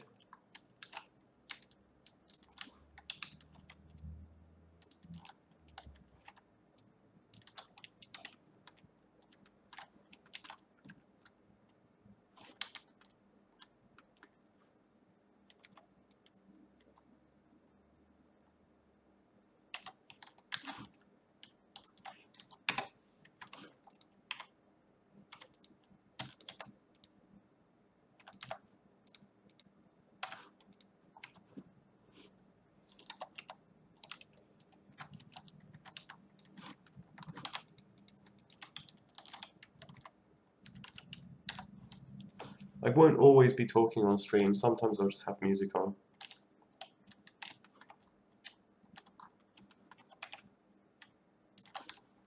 But today I figured it would be nice to meet you all.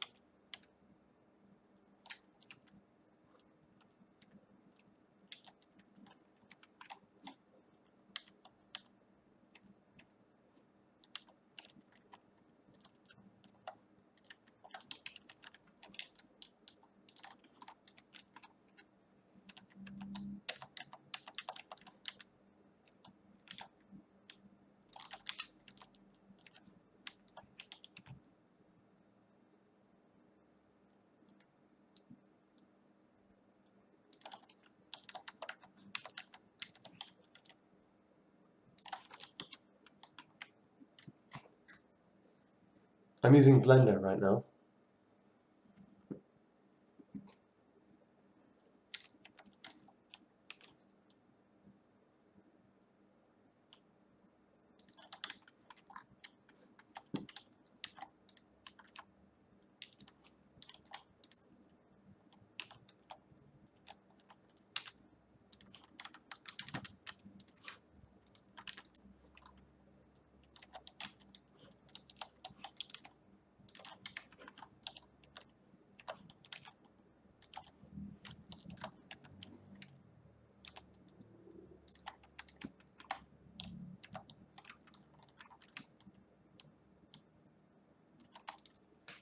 There is a huge amount of work required on anything you make for 3D games. Like, you'd be amazed the amount of work that has to go into everything.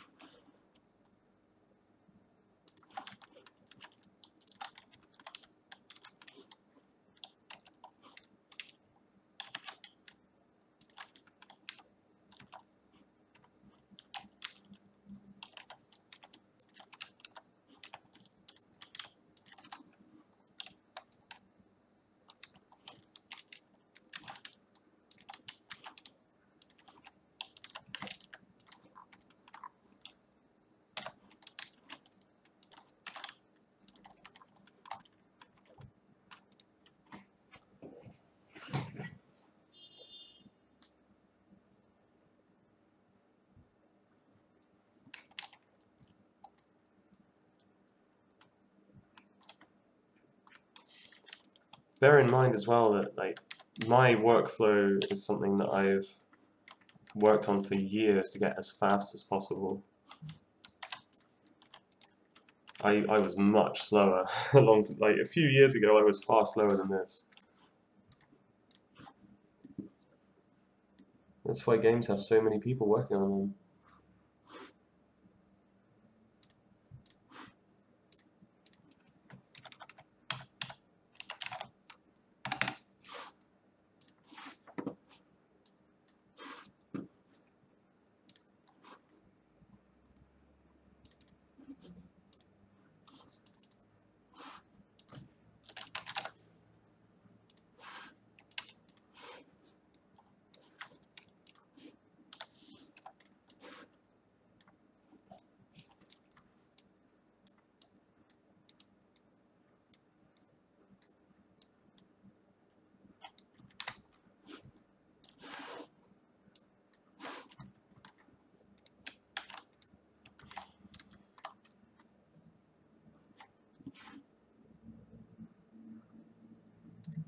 Oh, I'm actually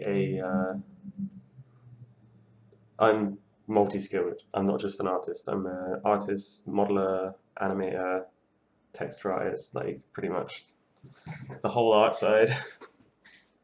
But when you're in a smaller team, everybody has to have multiple skills, and it helps a lot because that means everybody can kind of pick up slack when other people have other things to do. As far as level design goes, a lot of our level design is done for us in the original game, and then somebody else is going through and grey boxing all the levels out, so they're making them like very simply, literally out of grey boxes.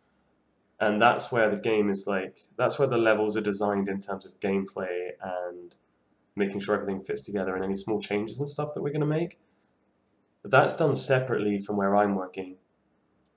I'm working on like the final art look of the game. So I work in like a separate place and separate maps. And then as the grey boxes get finished, the stuff that I've been building gets used to turn those grey box maps into final looking maps.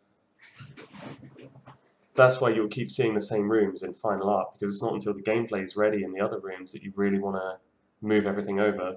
Because at that point, if you do a final art pass on a map and then you have to make any big changes, you're giving yourselves a ton of extra work.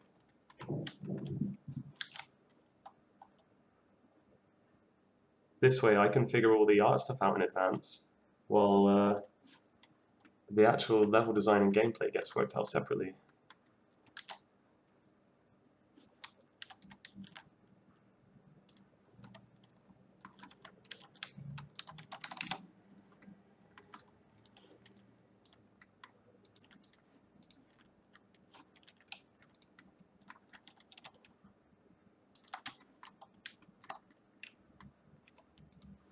Yeah, the original System Shock is just an incredible game.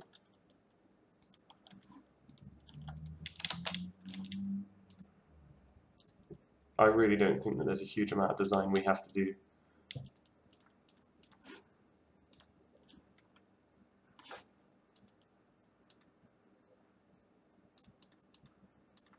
What on earth is going on there?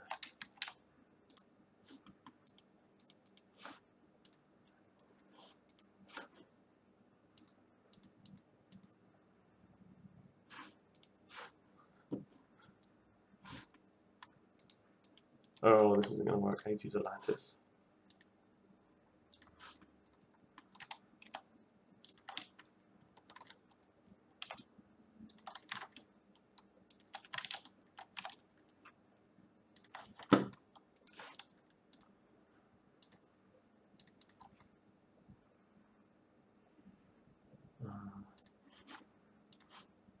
Oop.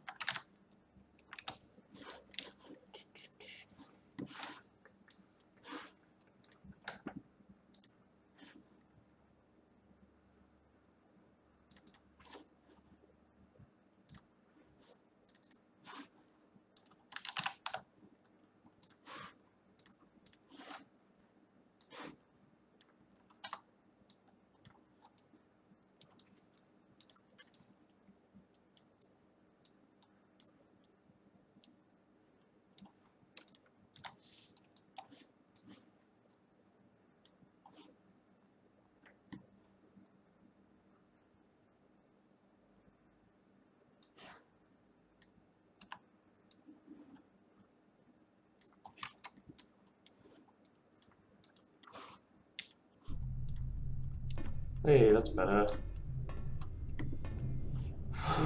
What? That's wrong. Rude.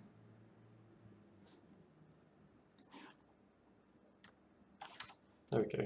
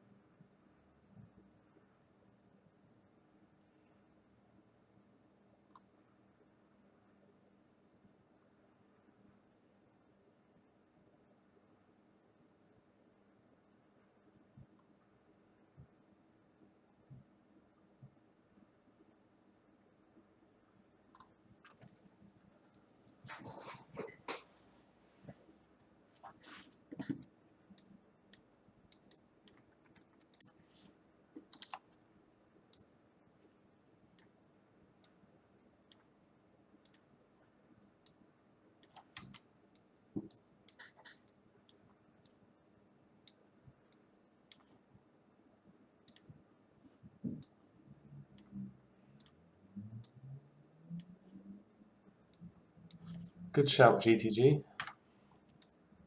That does look better.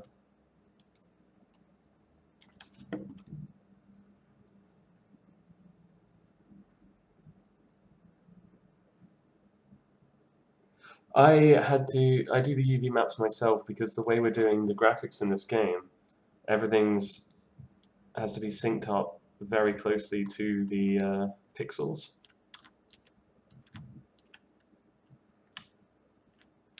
And everything in the world has the same sized pixels. So if you go up to anything, if you use unfiltered pixels in a game and you start messing with the size, the scale of stuff, then it starts to become very obvious that the pixels are different sizes. So instead, you have to decide a set size for the pixels in your game. So in this project, we've decided on 256 pixels per meter, which is something we have to stick as closely as possible to for everything to make sure that it looks cohesive. Because when you're using something like unfiltered pixels, which are inherently going to break immersion, I mean, they're inherently not realistic, then you need to keep a consistency in the rules to help people maintain their suspension of disbelief. That's what helps the whole world to look more like a real world, even though it's very stylized and unrealistic.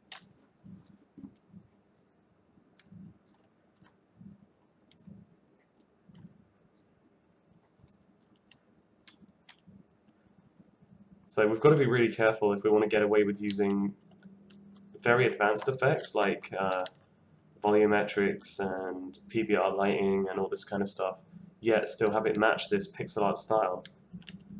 So I try to think back to the style of pre-rendered pixel art, like the really early CG, and just think how would that look if it was in the similar limitations but with the technology we have today.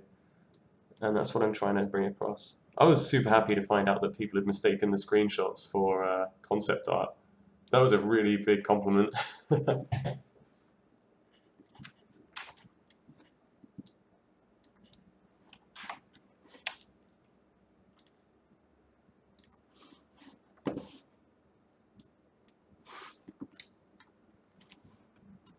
Right, I think I'm going to take a break because I've been streaming since 2 p.m. That's like 4.5 hours ago.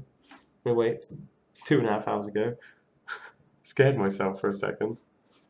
But yeah, I will be back shortly. I'm going to go get myself a drink and then do some more work.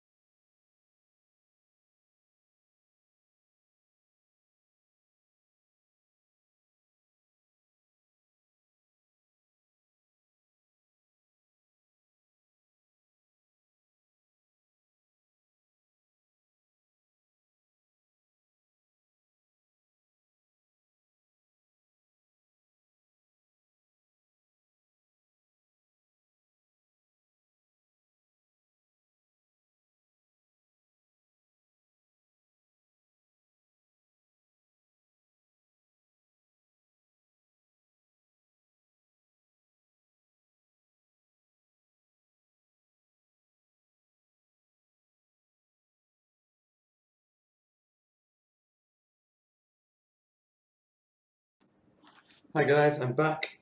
Had a drink, been to the loo.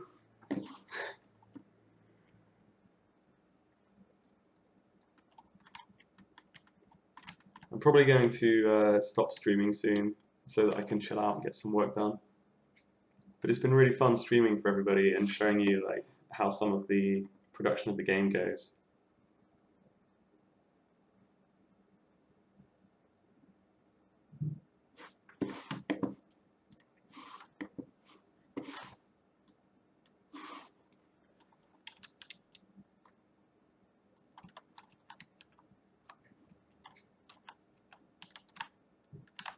I think the fences are coming along pretty well.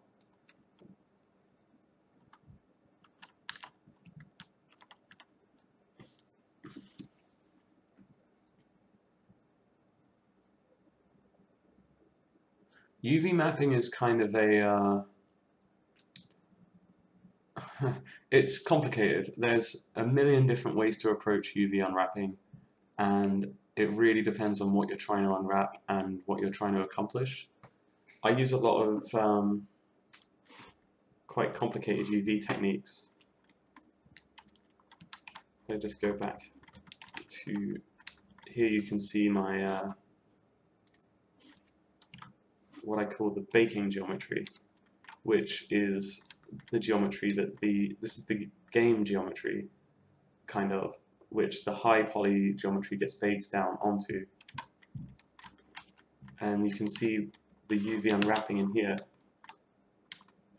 I've mapped all of this to an atlas, which means it's a collection of a bunch of the textures put together. And you can see some of the UV wrapping is done in separate places for specific reasons. This tiled, hold on, I'll come over here. I know, I forgot to change the program again. If I just go over to Unreal a second, the randomized tiles that I used here, they're specifically UV mapped across onto the other side of the texture. They're all down this side over here. And that's done so that I can offset them randomly on each tile. So you'll never see the same configuration of these little indents. And the main actual tile is here. And then each one of those is UV mapped slightly different. And there's a lot of little tricks that I'll use like that to try and save time, because I can use one tile and then have that look slightly different in lots of different places. I use as many time-saving UV tricks as I can. Yeah, the blocky nature, the grid-based nature of the game is really useful for finding efficient pipelines and making sure that I can have a lot of variety while still keeping things nice and quick. Anything that's put over this side, it's copying, like the texture will be looped, but I don't want this stuff to affect the baking, so it's put on a separate, it's offset by one texture to the right.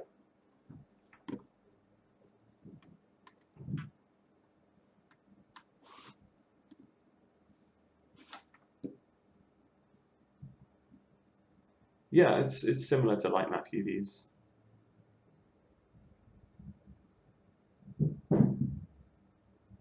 Light maps have a bunch of their own issues, but luckily Unreal can do a lot of the light mapping for you automatically.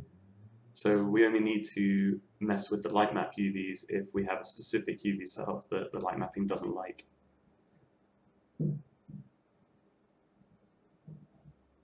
Oh yeah, there is no doubt at this point that we're going to finish this game. With the scaling back and everything, it's literally a case of just keep working until it's finished now.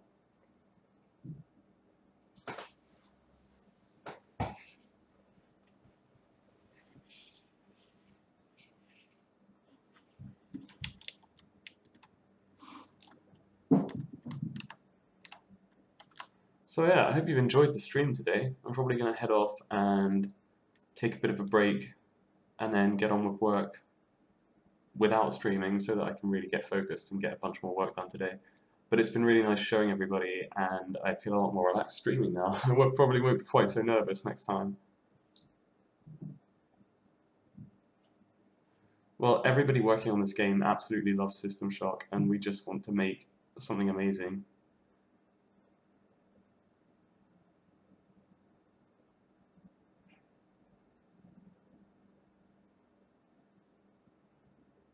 I'll talk to Carly and figure out. I mean, we've got another stream plan. I'm planned to stream again in 2 weeks' time, but I'd quite like to stream sooner than that because it's gone pretty well today. And it's really nice to be really transparent and keep you guys up to date.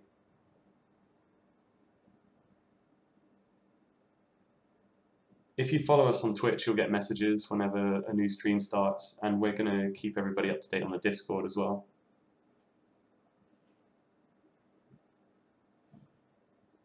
I mean, when it comes down to it, we're doing all of this for Showdown, and if we don't get the game done, then we've got Showdown to worry about.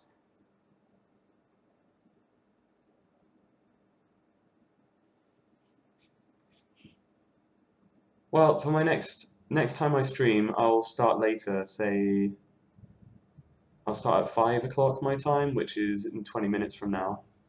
So you'll be able to watch a lot more of it, I guess.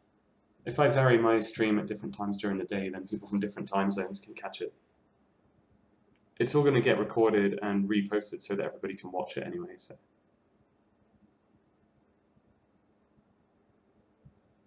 So yeah, thanks for watching. I hope you guys like what you've seen and you like our direction with the game now.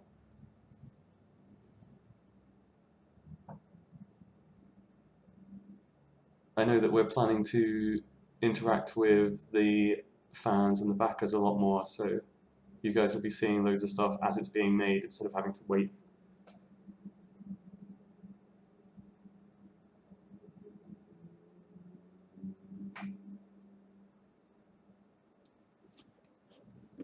So on that note, I will say goodbye to everybody and see you again soon.